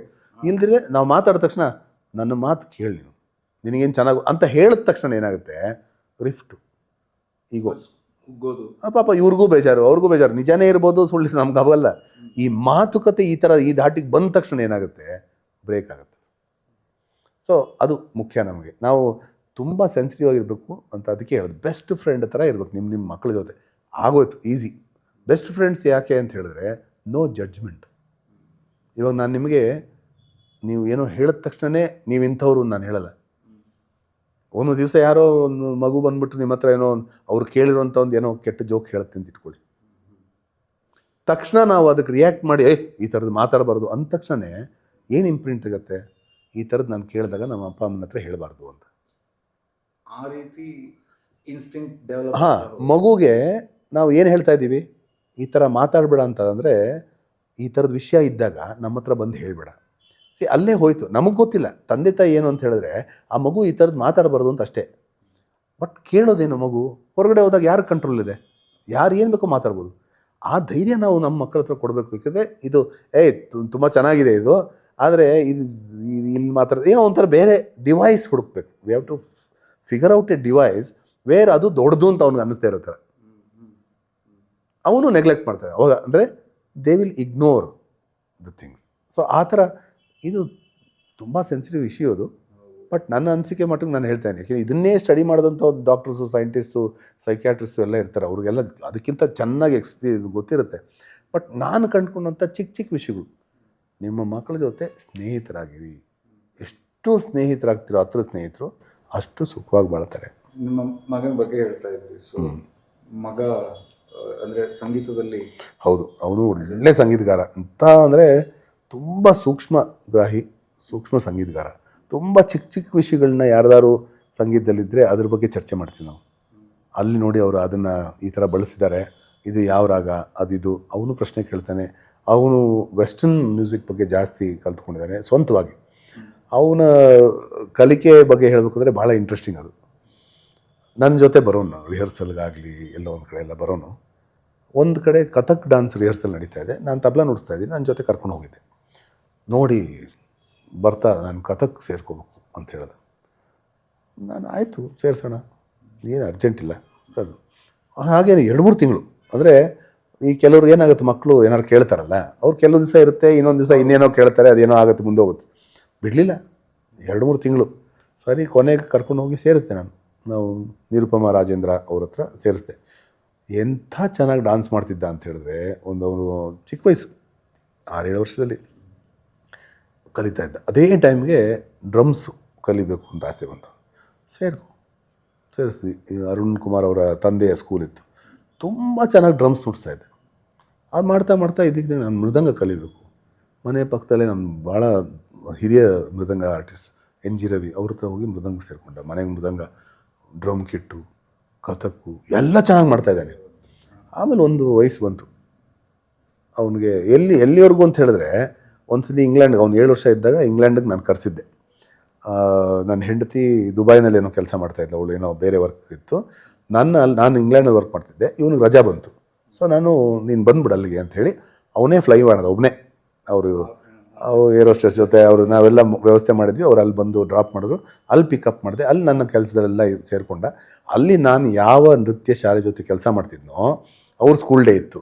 ಇವನೇ ಹೋಗಿ ಮಾತಾಡಿ ನಾನು ಡಾನ್ಸ್ ಮಾಡ್ತೀನಿ ಅಂತ ಸೆಂಟ್ರ್ ಸ್ಟೇಜು ಅವರು ಡಾನ್ಸ್ ಕಲಿತು ಅಷ್ಟು ಧೈರ್ಯದಲ್ಲೆಲ್ಲ ಮಾಡಿ, ಅದಾದಮೇಲೆ ಅದೆಲ್ಲ ಆಗಿ ವಾಪಸ್ ಬಂದಮೇಲೆ ಒಂದು 12 ವರ್ಷ ಆಗೋಷ್ಟೊತ್ತಿಗೆ ಅವನೊಬ್ಬ 20 ಜನ ಹುಡುಗಿರು ಕ್ಲಾಸಲ್ಲಿ. ಅವನಿಗೆ ಅದೇನೋ ಆಫ್ ಆಗೋಯ್ತು, ಬಿಟ್ಟ ಅಲ್ಲಿಗೆ. ಬಟ್ ಆ ಸೆನ್ಸಿಬಿಲಿಟಿ ಅವ್ನು ಕಲ್ತಿದ್ದು ಅದು ಉಳ್ಕೋತು. ಈ ಡಾನ್ಸ್ನ ಅವ್ನು ಕಲ್ತಿರೋದು ಅಷ್ಟನ್ನು ಅವನು ಅಪ್ಲೈ ಮಾಡ್ತಿರೋದು ಬೇರೆದ್ರಲ್ಲಿ ಇವಾಗ ಮ್ಯೂಸಿಕ್ನಲ್ಲಿ. ಪ್ರತಿಯೊಂದು ಕಲಿಕೆ ವೇಸ್ಟ್ ಅಲ್ಲ. ಆಮೇಲೆ ಅವನು ಇನ್ನೊಂದು ಕಡೆ ಏನೋ ಗಿಟಾರ್ ಕಲಿಬೇಕು ಅಂತ ಹೇಳ್ದ. ನಾನು ಒಬ್ಬರ ಹತ್ರ ಹಾಕಿದೆ. ಅವನಿಗೆ ಸಾಕಾಗಲಿಲ್ಲ. ಏನೂ ಇಲ್ಲ, ನನಗೆ ಸಾಕಾಗ್ತಿಲ್ಲ. ಕೊನೆಗೆ ಅವನೇ ಇಂಟರ್ನೆಟ್ನಲ್ಲಿ ಕೂತ್ಕೊಂಡು ಕಲಿತು ಒಂದು ಲೆವೆಲ್ಗೆ ಬಂದ. ಏನೋ ನನ್ನ ಹತ್ರ ಏನೂ ಹೇಳಿಲ್ಲ ಅವನು ಕಲಿತಾನೆ. ಕಾನ್ಸ್ಟೆಂಟ್ ಪ್ಯಾಷನ್ ಅಂದರೆ ಹುಚ್ಚುಚ್ಚಾಗಿ ಕಲಿಯೋದು. ರಾತ್ರಿ 1 ಗಂಟೆ 2 ಗಂಟೆವರೆಗೂ ಫಿಂಗರಿಂಗು ಇದು ಬೆಳೀತಾ ಹೋಯಿತು. ಆಮೇಲೆ ಅವ್ನು ಬರವಣಿಗೆ, ಇಂಗ್ಲೀಷ್ ಬರವಣಿಗೆ. ಒಂದು ಸಲ ಏನಾಯಿತು, ನಾನು ಅವನು ನೋಡ್ತಾ ಇದ್ದೆ ಅವನು ಬರೆಯೋದೆಲ್ಲ. ಅವನದು ಯಾವುದೋ ಒಂದು ಸೋಷಿಯಲ್ ಮೀಡಿಯಾ, ಇದು ಫೇಸ್ಬುಕ್ಕು ಅಥವಾ ಇನ್ಯಾವುದ್ರಲ್ಲೋ, ಯೂಜಿನ್ ಸ್ಕೀಫ್ ಅಂತ ನಾನು ಮೊದಲು ಮಾತಾಡಿದ್ನಲ್ಲ, ಅವರು ಏನೋ ಕಮೆಂಟ್ ಮಾಡಿದರು. ಈ ಯೂಜಿನ್ ಸ್ಕೀಫು ನಾನು ಸೂರ್ಯ, ನನ್ನ ಮಗ ಸೂರ್ಯ, ಅವನು ಇಂಗ್ಲೆಂಡ್ಗೆ ಬಂದಾಗ ಪರಿಚಯ ಮಾಡಿಸಿದ್ದೆ. ಅವರು ಫ್ರೆಂಡ್ಶಿಪ್ ಆಗಿತ್ತು, ಎಲ್ಲ ಮಾತಾಡ್ಸಿದ್ದೆಲ್ಲಾಗಿತ್ತು. ಅವನ ಜೊತೆಗೆ ನುಡಿಸಿದ್ದು ಆಡಿದ್ದೆಲ್ಲ ಇತ್ತು ಚಿಕ್ಕ ವಯಸ್ಸಿನಲ್ಲಿ. ಅವನಿಗೂ ಎಲ್ಲ ಇನ್ಸ್ಟ್ರೂಮೆಂಟ್ ಎಲ್ಲ ನೋಡಿ ಖುಷಿಯಾಗೋದು. ಅವರು ಕಮೆಂಟ್ ಮಾಡಿದ್ರು. ನಾನು ಅಂದ್ಕೊಂಡೆ ಅದು ನೆನಪು ಎಷ್ಟು ಚೆನ್ನಾಗಿ ಉಳಿಸ್ಕೊಂಡಿದ್ದಾರೆ ಇವನ ಬಗ್ಗೆ ಇನ್ನೂ ಟಚ್ನಲ್ಲಿದ್ದಾರೆ ಅಂತ ಖುಷಿ ಆಯಿತು. ಮುಂದಿನ ಸಲ ನಾನು ಲಂಡನ್ಗೆ ಹೋದಾಗ ಅವ್ರ ಹತ್ರ ಮಾತಾಡಿದಾಗ ನನಗೆ ಭಾಳ ಸಂತೋಷ ಆಯಿತು. ನನ್ನ ಮಗನ ಜೊತೆ ಟಚ್ಚಲ್ಲಿದ್ದಿಲ್ಲ. ಅವ್ರು ಹೇಳಿದ್ರು, ಯಾರು? ನಾನು ಹೆಂಗೆ ಇಲ್ವಲ್ಲ, ಗೊತ್ತಿಲ್ವಲ್ಲ. ನಾನು ಹೇಳಿದೆ, ನೀವು ಸೂರ್ಯ ಅಂತ, ನೀವು ಇಂಟರ್ನೆಟ್. ಅವನು ನಿಮ್ಮ ಮಗನ ಚಿಕ್ಕವನು. ಅವ್ರು ಹೇಳಿದ್ರು, ಅವನ ಬರವಣಿಗೆ ನೋಡಿ ನನಗೆ ಇಷ್ಟ ಆಗಿದ್ದವನು, ನಿಮ್ಮ ಮಗ ಅಂತಲ್ಲ. ಅದಾದ್ಮೇಲೆ ಕನೆಕ್ಟ್ ಆಗಿದ್ದು. ಸೊ ನನಗೆ ಅನ್ನಿಸ್ತು, ಈ ಮನುಷ್ಯ, ಈ ಹುಡುಗ ಅವನು ಸ್ವಂತವಾಗಿ ಕಲಿತು ಬರೆದು ಅದೇನೋ ಹಾಕಿ ಯಾರೋ ನನಗೆ ಪರಿಚಯ ಇರೋರನ್ನ ಆ ಕಡೆಯಿಂದ ಒಲಿಸ್ಕೊಂಡು ಅವ್ರ ಬಗ್ಗೆ ಚೆನ್ನಾಗಿ ಮಾತಾಡ್ತಿದ್ದಾರೆ ಅಂದರೆ ಈ ಸ್ವಂತ ಪ್ಯಾಷನ್ ಎಷ್ಟಿದೆ ಅಂತ. ಸೊ ನಾನು ಯಾವತ್ತೂ ಅವನಿಗೆ ಇದು ಕಲಿಬೇಡ ಅವ್ನು ಕೇಳಿದಕ್ಕೆಲ್ಲ ಸೇರಿಸ್ದೆ. ಬಟ್ ಆಮೇಲೆ ಅವನು ಕಂಡುಕೊಂಡಿದ್ದು ಅವನ ಧ್ವನಿ ಗಿಟಾರ್ ನುಡ್ಸೋದ್ರಲ್ಲಿದೆ. ಅವ್ನು ಸ್ವಂತವಾಗಿ ಕಲಿತ. ಅವನ್ನೆಲ್ಲ ಆನ್ಲೈನ್ ಯಾರ ಹತ್ರನೋ ಮಾತಾಡಿ ಇವತ್ತಿಗೆ ಅವನು ಈಸ್ ಎನ್ ಎಕ್ಸ್ಟ್ರಾರ್ಡಿನರಿ ಮ್ಯೂಸಿಷಿಯನ್. ತುಂಬ ಸೂಕ್ಷ್ಮ. ಎಕ್ಸ್ಟ್ರಾರ್ಡಿನರಿ ಅಂತ ಹೇಳ್ತಾ ಇರೋದು ನನ್ನ ಮಟ್ಟಿಗೆ, ಆ್ಯಸ್ ಎ ತಂದೆ ಕೂಡ ಹೇಳ್ತೀನಿ ಆ್ಯಂಡ್ ಆ್ಯಸ್ ಎ ಮ್ಯೂಸಿಷಿಯನ್ ಕೂಡ. ಅವನ ಜೊತೆ ಕೆಲಸ ಮಾಡಿದ ಎಲ್ಲರೂ ಹೇಳ್ತಾರೆ ಅವನು ಒಬ್ಬ ಒಳ್ಳೆ ಸಂಗೀತಗಾರ ಅಂತ. ಅಂದರೆ ಅವ್ರಿಗೆ ಬೆಳೆಯೋದಕ್ಕೆ ಬಿಟ್ಟರೆ, ಸ್ವಲ್ಪ ಸಪೋರ್ಟ್ ಕೊಟ್ಟರೆ ಖಂಡಿತವಾಗಿ ಒಳ್ಳೆ ದಾರಿಗೆ ಹೋಗ್ತಾರೆ. So that's my experience. ಬಂದಿರೋದು ಒಂದು, ಅದನ್ನ ಹೇಗೆ ಬೆಳೆಸ್ತೀವಿ ಅಂತ ಅನ್ನೋದು ಅವ್ರ ಕೈಲಿ. ಎಷ್ಟೋ ಸರಿ ನನಗೆ ಅನಿಸಿತ್ತು ಅವನು ಕಲೆಯಲ್ಲಿ ಬರೋದೇ ಇಲ್ಲ ಅಂತ. ಯಾಕೆಂದರೆ ಅವ್ನು ಸೈಕಾಲಜಿಗೆ ಹೋಗ್ಬೇಕು, ಜರ್ನಲಿಸ್ಟ್ ಆಗಬೇಕು ಅಂತ ಅವ್ನು ಕಾಲೇಜೆಲ್ಲ ಮಾಡ್ಬೇಕಾದ್ರೆ ಅವ್ನು ಬರವಣಿಗೆ ಸಿಕ್ಕಾಬಿಟ್ಟು ಚೆನ್ನಾಗಿತ್ತು. ಈ ಸಂಗೀತದಲ್ಲಿ ನಾವು ಶಾಸ್ತ್ರೀಯ ಸಂಗೀತ ಅಪ್ಪನಿಂದನೇ ಬಂದಿದೆಯಾ ಅಂತ. ಅಪ್ಪ ಒಳ್ಳೆ ಕಥೆಗಾರ ಅಲ್ಲದೆ ಕಥೆಗಾರನು ಕೂಡ. ಕಥೆ story telling is like your forte ಇರ್ಬೋದು. ಅದೇ ನಾವೆಲ್ಲ ಕೊನೆಗೆ ಒಟ್ಟಿಗೆ ಎಲ್ಲನೂ ಸ್ಟೋರಿ ಟೆಲ್ಲಿಂಗ್ ಅಲ್ವಾ ನಾವು ಸಂಗೀತ ಕೂಡ. ಸೊ ಅವನು ಬಿಟ್ಟು ಹೋಗ್ತಾನೆ ಅಥವಾ ಕ್ಲಾಸಿಕಲ್ ಏನಾದ್ರು ಇದ್ದರೆ ಅದ್ರ ಬಗ್ಗೆ ಚರ್ಚೆ ಮಾಡ್ತಿರ್ಲಿಲ್ಲ, ಅದ್ರ ಬಗ್ಗೆ ಜಾಸ್ತಿ ಪ್ರಶ್ನೆ ಇರ್ತಿರ್ಲಿಲ್ಲ ಅವನಿಗೆ. ಈ ಥರದ್ದೇ ಇತ್ತು. ಸೊ ನಾವು ಮೋಸ್ಟ್ಲಿ ಬರಲ್ಲ ಅಂದ್ಕೊಂಡೆ. ಬಟ್ ತಿರುಗಿ ಒಂದ್ಸಲಿ ಬಂದ ರೀತಿ ನೋಡಿದ್ರೆ ಅದ್ಭುತ ಅನಿಸ್ತು ನನಗೆ. ಸೊ ನಾವು ಎಲ್ಲ ಮಕ್ಕಳ ವಿಷಯ ಬಂದಾಗ ನಾವು ಅವ್ರನ್ನ ಬಿಡಬೇಕು, ಅವ್ರವ್ರು ಬೆಳ್ಕೋತಾರೆ. ಒಂದು ಹದ್ದು ಬಸ್ತಲ್ಲಿ ನಾವು ನೋಡ್ಕೋಬೇಕು, ಆ ಕಡೆ ಈ ಕಡೆ ಅವ್ರಿಗೇನು ಬೇಕೋ ಒದಗಿಸ್ಬೇಕು, ಒಳ್ಳೆ ಸ್ನೇಹಿತರಾಗಿರ್ಬೇಕು. ಅಷ್ಟೇ ಕೊನೆಗೂ ಹೇಳೋದು ನಾನು. ನಿಮ್ಮ ಸಂಗೀತದ ಜರ್ನಿ ಬಗ್ಗೆ ನಾವು ಮಾತಾಡೋದಾದರೆ, ನೀವು ಬೇರೆ ಬೇರೆ ಫೀಲ್ಡ್ನಲ್ಲಿ, ಸಂಗೀತದಲ್ಲೇ ಬೇರೆ ಬೇರೆ ಇದರಲ್ಲಿ ನಿರಂತರವಾಗಿ ಕೆಲಸ ಮಾಡ್ತಾ ಬಂದಿರೋರು. ನಿಮಗೆ ಈ ಪ್ರಾಸೆಸ್ನಲ್ಲಿ ಯಾವುದು ಹೆಚ್ಚು ಹತ್ತಿರ ಅನಿಸೋದು, ಯಾವುದಕ್ಕೆ ನೀವು ಜಾಸ್ತಿ ಅಟ್ರ್ಯಾಕ್ಟ್ ಆಗೋದು? ನಿಮ್ಮ ಜೊತೆ ನಾನು ಒಂದು ಮ್ಯೂಸಿಕಲಲ್ಲಿ ಕೆಲಸ ಮಾಡಿದಾಗ ನಿಮ್ಮ ಒಂದು ಪ್ಯಾಷನ್ನನ್ನು ನಾನು ಗಮನಿಸಿ ಕೇಳ್ತಾ ಇರೋ ಪ್ರಶ್ನೆ, ಸಾಂಗ್ ಆಫ್ ದಿ ಸನ್ಯಾಸಿ. ಇದು ಒಂದು ಅಂತ ಹೇಳೋಕ್ಕಾಗಲ್ಲ, ಎಲ್ಲವೂ ಸೇರಿ ಒಂದದು. ಇವಾಗ ನಾನು ಒಬ್ಬ ಶಾಸ್ತ್ರೀಯ ಸಂಗೀತಗಾರ ಅಂತ ಹೇಳಿದ್ರೆ ನನ್ನಲ್ಲಿ ನಟನೆ ಇಲ್ಲ ಅಂತ ಹೇಳೋದಕ್ಕಾಗಲ್ಲ. ಅವನ ಇಮ್ಯಾಜಿನೇಷನ್ನಲ್ಲಿ ನಟನೆ ಇಲ್ಲದೇ ಇದ್ದರೆ, ಒಂದು ಆ ಮಿಸ್ಚೀಫ್ ಇಲ್ಲದೇ ಇದ್ದರೆ, ಆ ಭಾವನೆ ಇಲ್ಲದೇ ಇದ್ದರೆ, ಆ ದುಃಖ ತರುವಂಥ ವಿಷಯ ಇಲ್ಲದಿದ್ರೆ, ಸಂತೋಷ ತರುವಂಥ ವಿಷಯ ಇಲ್ಲದಿದ್ರೆ, ಹಾಸ್ಯ ಇಲ್ಲದಿದ್ದರೆ ಅವ್ನು ಕಂಪ್ಲೀಟ್ ಆಗೋದೇ ಇಲ್ಲ. ನವರಸಗಳು ಎಲ್ಲವೂ ಅಂದರೆ ಆಯಾ ಔಚಿತ್ಯ ಅಂತ ಅದೇನೆ, ಆಯಾ ಜಾಗಕ್ಕೆ ಅದದು ಪ್ರಯೋಗ ಆದ್ರೇ ಕಂಪ್ಲೀಟ್ ಆಗೋದು. ಎಲ್ಲೋ ಒಂದು ಕಡೆ ನಾವು ಏನೋ ಒಂದು ಮೂಮೆಂಟ್ ಮಾಡಿದಾಗ ಒಬ್ಬ ಸಂಗೀತಗಾರ ಜೊತೆಗಿರುವಂಥ ಸಂಗೀತಗಾರ ನಕ್ಕಿದಾಗ ನಾವು ನಕ್ಕು ಅದಕ್ಕೆ ಸ್ಪಂದಿಸಿ ಆ ಮ್ಯಾಜಿಕ್ ಇದೆಯಲ್ಲ, ಅದೆಲ್ಲ ಬರೋದು ನಟನೆಯಿಂದ. ಅಂದರೆ ಒಳಗಡೆ ಒಂದು ಥಿಯೇಟ್ರಿಕಲ್ ಥಿಂಗ್. ನಟನೆ ಅಂತ ಹೇಳಿದ್ರೆ ನಾಟ್ ಜಸ್ಟ್ ಆ್ಯಕ್ಟಿಂಗ್, ಥಿಯೇಟ್ರಿಕ್ಸ್, ಒಂದು ನಾಟ್ಯ ಅಂತ ಹೇಳ್ಬೋದು ಒಳಗಡೆ. ಅದು ಯಾವ ವರ್ಡ್ ಬಳಸಬೇಕು ಅನ್ನೋದು ಮುಖ್ಯ ಅಲ್ಲ, ಬಟ್ ಇದೆಲ್ಲ ಒಂದೇ ಅಂತ ಅನ್ಸುತ್ತೆ ನನಗೆ. ಇವಾಗ ಎಷ್ಟೋ ಜನ ಆ್ಯಕ್ಟ್ ಮಾಡೋರು ನನಗೆ ಸಂಗೀತದ ಇದೇ ಇಲ್ಲ ಅಂತ ಹೇಳ್ತಾ ಇದ್ದಾರೆ. ಆದರೆ ಅದು ಹಾಗಾಗ ಸಾಧ್ಯನೇ ಇಲ್ಲ. ಅವ್ರ ಎಕ್ಸ್ಪ್ರೆಷನ್ ಇಲ್ಲದೆ ಇರ್ಬೋದು, ಆದರೆ ಮ್ಯೂಸಿಕಲ್ ಎಕ್ಸ್ಪ್ರೆಷನ್ ಇಲ್ಲದೆ ಇರ್ಬೋದು, ಆದರೆ ದಿಯರ್ ಲೈಫ್ ಈಸ್ ಮ್ಯೂಸಿಕಲ್. ನಾವು ಡೆಫಿನೇಷನ್ ಆಫ್ ಮ್ಯೂಸಿಕ್ ನಾವು ಯೋಚನೆ ಮಾಡಬೇಕು. ಅಲ್ಲಿ ಒಂದು ಫ್ಲೋನಲ್ಲಿ ಎಲ್ಲ ನಾವು ಆರ್ಗನೈಸ್ಡ್ ಆಗಿ ನಮ್ಮ ಎಕ್ಸ್ಪ್ರೆಷನ್ನ ಹೊರಗೆ ಬಿಡೋದೇ ಮ್ಯೂಸಿಕ್. ಒಂದು ರಿದಮ್, ಹ್ಯಾಫಜಾರ್ಡ್ ಆಗಿ ಇದ್ದಕ್ಕಿದ್ದಂಗೆ ಸಂತೋಷ. ಈಗ ಬೈಪೋಲಾರ್ ಥರ ಏನು ಮಾಡ್ರೆ ಅದು ನಾಯ್ಸ್. ಇದನ್ನೇ ಕರೆಕ್ಟು ಒಂದು ಆರ್ಗನೈಸ್ಡ್ ಆಗಿ ನನ್ನ ಭಾವನೆ ನಿಮಗೆ ವ್ಯಕ್ತಪಡಿಸಿದ್ರೆ ಸಂಗೀತ. ಹೇಳಲ್ವಾ, ಅವನು ಮಾತು ಕೇಳಿದ್ರೆ ನನಗೆ ಸಂಗೀತ ಇದ್ದಂಗೆ ಕಿವಿಗೆ ಅಂತ. ಮಾತು ಕೇಳಿದ್ರೆ ಸಂಗೀತ ಇದ್ದ ಹಾಗೆ ಅಂತ ಹೇಳಬೇಕು ಅಂತ ಹೇಳಿದ್ರೆ, ಅವ್ರು ಮಾತಾಡಿದ್ದು ಎಷ್ಟು ಸ್ಪಷ್ಟವಾಗಿ ನನಗೆ ಅರ್ಥ ಆಯಿತು ಅಂದರೆ ನನಗೆ ಸಂಗೀತ ಅಂತ ಅನಿಸ್ತು. ಏನೋ ಚೆನ್ನಾಗಾಯಿತು, ಈ ಸುದ್ದಿ ಕೇಳಿದ ತಕ್ಷಣ ಅದು ನನಗೆ ಸಂಗೀತ ರೀ ಕಿವಿಗೆ ಅಂತ. That good news was music to my ears ಅಂತ ಇಂಗ್ಲೀಷ್ನಲ್ಲಿ ಇರೋದು ಗಾದೆ. ಅಂತ ಹೇಳಿದ್ರೆ ಎಲ್ಲ ಒಳ್ಳೇದಿರೋದೆಲ್ಲ ಸಂಗೀತ ಅಂತ ಸೇರಿಸ್ತಾರೆ. That's all it is. So ಎಲ್ಲ ಸೇರಿದ್ರು ಎಲ್ಲ ಒಂದೇ. ಸೊ ನನ್ನ ಜರ್ನಿನಲ್ಲೂ ಅದೇ ಆಗಿದ್ದು. ಸೊ ನನಗೆ ನಾಟಕ ಮಾಡೋದ್ರಲ್ಲಿ ತುಂಬ ಅಭಿರುಚಿ ಇತ್ತು. ಚಿಕ್ಕ ವಯಸ್ಸಿಂದನೂ ಯಾವುದೋ ಸ್ಕೂಲ್ನಲ್ಲಿ ಮಾಡಿರೋದೆಲ್ಲ ಇದೆ. ಆದರೆ ಹೈಸ್ಕೂಲಿಗೆ ಬಂದಾಗ ಮಾಡಬೇಕು ಅನ್ನೋ ಒಂದು ಹಂಬಲ ಇತ್ತು, ಆದರೆ ಅವಕಾಶಗಳಿರಲಿಲ್ಲ. ಯಾಕೆಂದರೆ ಚೆನ್ನಾಗಿ ಮಾಡೋರಿಗೆ ಅವಕಾಶ ಸಿಗ್ತಾಯಿತ್ತು, ನಾವು ನೋಡ್ತಾ ಇದ್ವಿ. ನಾವು ಆ ಲೆವೆಲ್ಗೆ ಮಾಡೋಕ್ಕಾಗದಿದ್ರು ನಮ್ಗೆ ಅವಕಾಶ ಪ್ರತಿಯೊಬ್ಬರಿಗೂ ಅನಿಸೋದು. ಇಲ್ಲೇನೆಂದರೆ ನನಗೆ ಅವಕಾಶ ಬೇಕು ನನಗೆ ಅನಿಸುತ್ತೆ, ಆದರೆ ನನಗಿಂತ ಯೋಗ್ಯ ಒಬ್ಬ ಅಲ್ಲಿದ್ದಾನೆ ಅಂತ ನನಗೆ ಮರ್ತು ಹೋಗುತ್ತೆ ಆ ಟೈಮ್ನಲ್ಲಿ.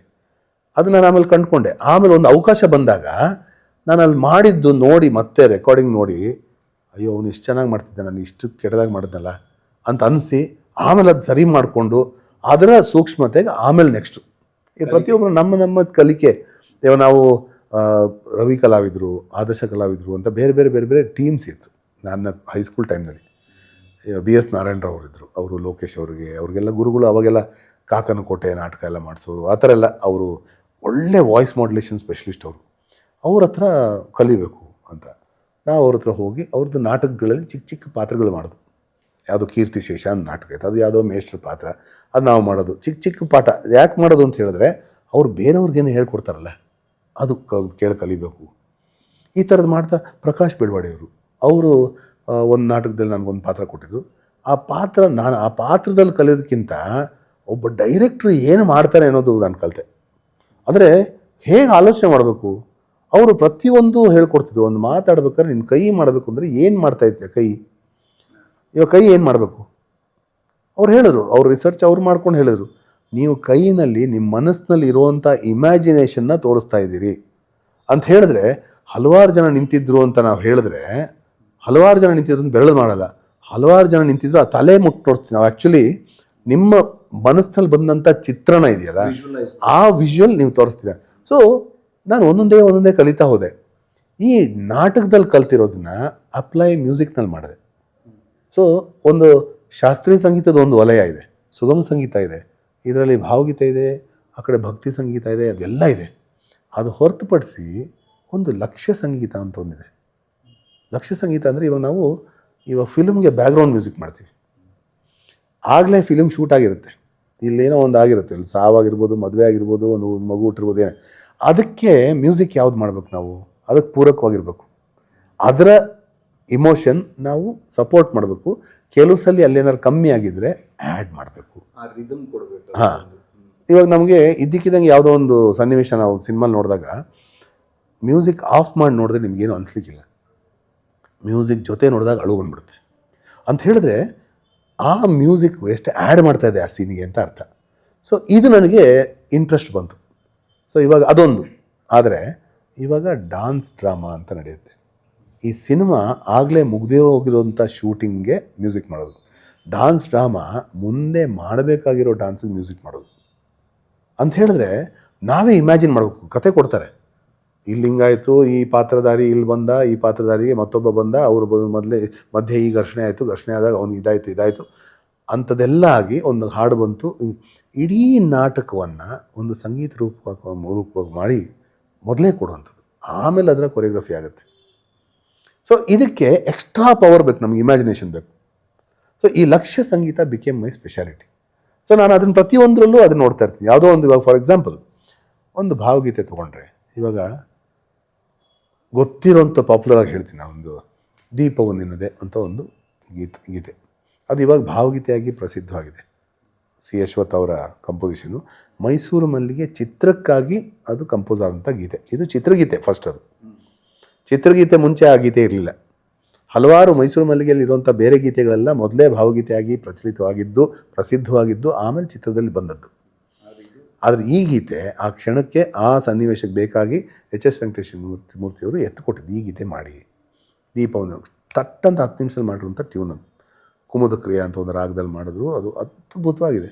ಅದರಲ್ಲಿ ನೀವು ವಿಜುವಲ್ ನೋಡಿದ್ರೆ ಅದರಲ್ಲಿ ಒಂದು ಈ ಸಾಂಗ್ ನಡೀತಾ ಇದೆ, ಮಧ್ಯದಲ್ಲಿ ಒಂದು ಚೇಸು ಅಥವಾ ಬೇರೆ ಏನೋ ಸನ್ನಿವೇಶ ನಡೀತಾ ಇದೆ. ನೀವು ಅದರ ಬಿ ಜಿ ಎಮ್, ಸಾಂಗಿಗೂ ಬಿ ಜಿ ಎಮ್ಗೂ ಸಂಬಂಧವೇ ಇಲ್ಲ. ಅದರಲ್ಲಿ ಡ್ರಮ್ ಬರುತ್ತೆ, ಗೀತೆಗೆ ಅದರ ಅವಶ್ಯಕತೆ ಇಲ್ಲ. ಆದರೆ ಆ ಮ್ಯೂಸಿಕ್ ಇರೋದು ಸಿನಿಮಾಗೆ. ಇವತ್ತೇನು ಮಾಡ್ತಾಯಿದ್ರು ಜನ, ಆ ಗೀತೆನ ಭಾವಗೀತೆ ವೇದಿಕೆಯಲ್ಲಿ ಆಡಿದಾಗ ಅದೇ ಬಿ ಜಿ ಎಮ್ ನುಡಿಸ್ತಾರೆ. ಇವಾಗ ಇಲ್ಲೊಂದು ಭಾವನೆ ನಡೀತಾ ಇದ್ದಾಗ ಇದ್ದಕ್ಕಿದ್ದಂಗೆ ಬೇರೆ ಒಂದು ಭಾವನೆ ಬಿ ಜಿ ಎಮ್ ಬಂದು ಮತ್ತೆ ಈ ಭಾವನೆಗೆ ವಾಪಸ್ ಬರುತ್ತೆ. ಅದು ಚಿತ್ರಕ್ಕೆ ಲಕ್ಷ್ಯ ಸಂಗೀತ. ಅದು ಭಾವ ಸಂಗೀತ ಬಂದಾಗ ಅದನ್ನು ಬಿಟ್ಟು ಬರ್ಬೇಕು ನಾವು. ಅಲ್ಲಿ ನನ್ನ ಆಲೋಚನೆ ಹೋಗೋದು. ಇವಾಗ ನಾನೊಂದು ಅಶ್ವಥ್ ಜೊತೆ ವರ್ಕ್ ಮಾಡಿದ್ದೀನಿ, ಬಹಳಷ್ಟು ಜನದ ಜೊತೆ ವರ್ಕ್ ಮಾಡಿದ್ದೀನಿ. ಒಂದು ಕವಿತೆ ಅಂತ ತೊಗೊಂಡ್ರೆ, ಕವಿತೆ ಅಥವಾ ಗೀತೆ ಅಂತ ತೊಗೊಂಡ್ರೆ, ಒಬ್ಬ ಗೀತ ರಚನೆಕಾರ ಬರೆದಿರ್ತಾರಲ್ಲ, ಅವರು ಒಂದು ಸಾಲು ಇವತ್ತಿಂದು, ಮತ್ತೊಂದು ಸಾಲು ಹಿಂದಿಂದು, ಇನ್ನೊಂದು ಸಾಲು ಮುಂದಿಂದು ಏನೋ ಬರೆದಿರ್ತಾರೆ. ಅವ್ರ time is not A criteria ಅವ್ರಿಗೆ. ನಿನ್ನೆ ಹೀಗಾಗಿತ್ತು, ಇವತ್ತು ನೀನು ಮಾಡ್ತಿಲ್ವಲ್ಲ ಹೀಗೆ ಅಂತ ಹೇಳಿಬಿಟ್ರೆ ಅದಕ್ಕೆ ಹೆಂಗೆ ಮಾಡ್ಬೇಕು ನಾನು? ಸೊ ಈ ಮಧ್ಯದಲ್ಲಿ ಜಾಗ ಇದೆಯಲ್ಲ ಬಿ ಜಿ ಎಮ್ಮು, ಆ ಬಿ ಜಿ ಎಮ್ನಲ್ಲಿ ಆ ಟೈಮ್ ಲ್ಯಾಪ್ಸ್ನ ಕವರ್ ಮಾಡಲಿಕ್ಕೆ ಪ್ರಯತ್ನ ಪಡ್ತೀನಿ. ಆ ಪ್ರಯತ್ನ ಎಲ್ರಿಗೂ ಹೇಳದೇ ಇರ್ಬೋದು ನಾನು, ಆದರೆ ಯಾವತ್ತೋ ಒಂದು ದಿವಸ ಯಾರು ಕೇಳಿದ್ರೆ ಇದು ಅಂತ ನಾನು ತೋರಿಸ್ಲಿಕ್ಕೆ ರೆಡಿ. ಪ್ರತಿಯೊಂದು ಗೀತೆ, ಒಂದು ಭಕ್ತಿಗೀತೆ ಇರಲಿ, ಭಾವಗೀತೆ ಇರಲಿ, ಚಿತ್ರಗೀತೆ ಇರಲಿ, ನಾನು ವರ್ಕ್ ಮಾಡಿರೋದು, ನಾನು ಮಾಡಿರುವಂಥ ಪ್ರತಿಯೊಂದು ಸಾಲುಗೂ ಅದೊಂದು ಡ್ರಾಮ್ಯಾಟಿಕ್ ಎಲಿಮೆಂಟ್ ಇರುತ್ತೆ, ಅದಕ್ಕೊಂದು ಮೀನಿಂಗ್ ಇರುತ್ತೆ. ನಾನು ಏನೋ ಒಂದು ಕೃತಿ ಮಾಡಿದ್ರೆ ಅದು 3 ಗಂಟೆ ಅದ್ರ ಬಗ್ಗೆ ನಾನು ಎಕ್ಸ್ಪ್ಲೈನ್ ಮಾಡಬಲ್ಲೆ. ಅಂದರೆ ಅಷ್ಟಿದೆ ವಿಷಯ. ಈಗ ಸುಮ್ಮನೆ ಆಬ್ಸ್ಟ್ರಾಕ್ಟ್ ಅಥವಾ ಇದು ಅಂತಲ್ಲ, ಅಷ್ಟು ವಿಷಯ ಇದೆ. ಸೊ ಆ ಥರ ಸತ್ವ. ಸೊ ನನ್ನ ಕಲಿಕೆ ಅಷ್ಟೂ ಅದರ ಅಪ್ಲಿಕೇಶನ್ ಹೋಗಿದ್ದು ಈ ಲಕ್ಷ್ಯ ಸಂಗೀತಕ್ಕೆ. ಅದಕ್ಕೆ ಇವತ್ತು ನಾವು ಒಂದು ಡಿವೈಸ್ ಕಂಡುಕೊಂಡಿದ್ದೀವಿ, ಹೇಗೆ ಮಾಡಿದ್ರೆ ಜನಕ್ಕೆ ಹೇಗೆ ತಲುಪುತ್ತೆ. ಒಬ್ಬ ಸಂಗೀತಗಾರ ಅಥವಾ ಒಬ್ಬ ನಿರ್ದೇಶಕನ ಯಾವುದೇ ಕಲೆ ಇರ್ಬೋದು, ಅವನ ಜವಾಬ್ದಾರಿ ಅವನಿಂದ ಹೊರಗೆ ಬಂದ ತಕ್ಷಣ ಮುಗಿಯುತ್ತೆ ಅಂತ ಇಲ್ವೇ ಇಲ್ಲ. ನಾನು ಯಾವಾಗಲೂ ಹೇಳ್ತೀನಿ, ಆ ರಸಿಕನ ಹೃದಯ ನಾಟಿ ಇವನಲ್ಲಿ ಅಂದ್ಕೊಂಡಿರೋಂಥ ಅರ್ಥ ಅವನಿಗೆ ಅರ್ಥ ಆಗೋವರೆಗೂ ಅವನದೇ ರೆಸ್ಪಾನ್ಸಿಬಿಲಿಟಿ. ಸೊ ಅದನ್ನು ನಾನು ಪ್ರಯತ್ನ ಮಾಡ್ತಾಯಿದ್ದೀನಿ ಇವತ್ತಿಗೂ. ಒಂದೇನೋ ಡಾನ್ಸ್ ಡ್ರಾಮಾ ಏನೋ ಮಾಡಬೇಕಾದ್ರೆ ಎಷ್ಟು ಮಜಾ ಇರುತ್ತೆ ಅಂದರೆ, ಆ ಒಂದು ಪಾತ್ರಧಾರಿ ಅವನು ಈಗ ಮಾತಾಡಬೇಕು, ಇದು ಮಾತಾಡಿದ್ರೆ ಆ ಎಕ್ಸ್ಪ್ರೆಷನ್, ಅವ್ರ ರಿಯಾಕ್ಷನ್ಗೆ ಜಾಗ ಬೇಕು. ಇವಾಗ ನಾವು ಸಿನಿಮಾಲಿ ಹೇಗೆ ಮಾಡ್ತೀವಿ, ಒಂದು ಕಟ್ ಶಾಟ್ ಇರುತ್ತೆ, ಈ ಶಾಟ್ ಬಂದರೆ ರಿಯಾಕ್ಷನ್ ಒಂದು ಶಾಟ್ ಹಾಕ್ತೀವಿ. ಆ ರಿಯಾಕ್ಷನ್ ಶಾಟ್ವರೆಗೂ ಈ ಮನುಷ್ಯ ಸುಮ್ಮನೆ ನಿಂತಿದ್ನ, ಅವ್ನು ಮಾತಾಡ್ತಾನೆ ಇರ್ತಾರೆ, ಆದರೆ ನಾವು ಅಲ್ಲಿ ಗ್ಯಾಪ್ ಕೊಡ್ತೀವಿ. ಯಾಕೆಂದರೆ ಇದು ಜನರಿಗೂ ಅರ್ಥ ಆಗಬೇಕು, ಜನರಿಗೂ ಅದೇ ರಿಯಾಕ್ಷನ್ ಬರಬೇಕು. ಅದಾದ ತಕ್ಷಣ ಡನ್ ಅಷ್ಟೊತ್ತು ಇವನು ಸುಮ್ಮನೆ ನಿಂತಿದ್ನ ಅಂತ ಯಾರು ಕೇಳಿದ್ರೆ ನಮಗಿಲ್ಲ, ಅದು ಉತ್ತರ ಇಲ್ಲ. ಅದು ಸಿನಿಮಾ ಮಾಧ್ಯಮ. ಸೊ ಆ ಥರನೇ ಮ್ಯೂಸಿಕಲ್ಲಿ ಕೂಡ ಆಲೋಚನೆ ಮಾಡ್ಕೊಂಡು ಹೋಗೋದು. ಸೊ ಎಲ್ಲಿ ಪಾಸ್ ಕೊಡ್ಬೋದು, ಎಲ್ಲಿ ಜನರು ಉಸಿರಾಡೋಕ್ಕೊಂದು ಜಾಗ, ಅದು ಏನು ಜನರಿಗೆ ಗೊತ್ತಾಗಬೇಕು ಅಂತಿಲ್ಲ. ಅದು ಅನುಭವಿಸ್ತಾರೆ, ಎಂಜಾಯ್ ಮಾಡ್ತಾರೆ, ಹೀಗಾಗಿದೆ ಅಂತ ಅವ್ರಿಗೆ ಗೊತ್ತಾಗಲ್ಲ. ಅದೇ ಮುಖ್ಯವಾದ ಲಕ್ಷಣ ನನಗೆ. That's what I expect. ನಾವು ನಮ್ಗೆ ಎಲ್ಲ ಕಾರ್ಯಕ್ರಮಗಳು ನೋಡಿದಾಗಲೂ ಅಷ್ಟೇ, ಏನೋ ಆಯಿತು ಸರ್, ಚೆನ್ನಾಗಿತ್ತು ಅನುಭವ, ಏನು ಅಂತ ಹೇಳೋಕ್ಕೆ ಆಗಬಾರ್ದು. ದ ಪ್ರೋಗ್ರಾಮ್, ಇವಾಗ ನಾವು ಸಾಂಗ್ ಆಫ್ ದ ಸನ್ಯಾಸಿನ ಬಗ್ಗೆ ಮಾತಾಡ್ತಿದ್ವಿ, ಎಷ್ಟೋ ಜನ ನನಗೆ ಬಂದು ಹೇಳಿದ್ದಾರೆ, ಸರ್ ಅದರಲ್ಲಿ ನನಗೆ ಮಾತು ಇಷ್ಟ ಆಯಿತಾ, ಹಾಡು ಇಷ್ಟ ಆಯಿತಾ, ನಟನೆ ಇಷ್ಟ ಆಯ್ತು, ನಮ್ಗೆ ಗೊತ್ತಿಲ್ಲ ಸರ್, ಅನುಭವ ಚೆನ್ನಾಗಿತ್ತು. That is the important thing. The experience of the total project, it's the right kind of marriage. ಆ ಮ್ಯಾರೇಜ್ ಕರೆಕ್ಟಾಗಿ ಆಗಿಬಿಟ್ರೆ ಗೆದ್ದಂಗೆ ಅಷ್ಟೇ. ಒಳ್ಳೆ ಸಂಗತಿ ಹಾಡ್ತಾ ಇರ್ಬೋದು, ಅವರು ಮೃದಂಗ ನಾವು ತಬಲಾ ನುಡಿಸೋರು, ತಬಲಾ ಶ್ರುತಿ ಸರಿ ಇಲ್ಲ ಅಂತ ಹೇಳಿದ್ರೆ ಇಡೀ ಸಾಂಗ್ ಕೇಳೋಕ್ಕೆ ಆಗಲ್ಲ. ಜೀವನದಲ್ಲಿ ಅಂದರೆ ಜ್ಞಾನ ಹೇಳ್ಕೊಟ್ಟ, ವಿದ್ಯೆ ಹೇಳ್ಕೊಟ್ಟಂಥ ಗುರುಗಳು ಅಲ್ಲದೆ ಜೀವನದಲ್ಲಿ ಹೇಗಿರಬೇಕು ಅಂತ ಹೇಳ್ಕೊಟ್ಟಂಥ ಗುರುಗಳಿದ್ದಾರೆ, ಏನು ಮಾಡಬಾರ್ದು ಅಂತ ಹೇಳ್ಕೊಟ್ಟಂಥ ಗುರುಗಳು ಇದ್ದಾರೆ. ನನಗೇ ಮೋಸ ಮಾಡಿದ್ರೆ ಉಳಿವಿಲ್ಲ ಅಂತ ಹೇಳ್ಕೊಟ್ಟಂಥ ಗುರುಗಳಿದ್ದಾರೆ. ನಾವು ಕಲಾವಿದರು, ನಾವೇನು ಮಾಡ್ತೀವಿ, ಒಂದು ಪ್ರೊಡಕ್ಷನ್ ಮಾಡಿದಾಗ ನಮಗೇನು ಬೇಕೋ ನಾವು ಅದು ಕೊಡ್ತೀವಿ, ನೀವು ಅದು ತೊಗೊಂಡು ಹೋಗಿ ಅಂತ ಹೇಳೋಂಥದ್ದೇ ಜಾಸ್ತಿ.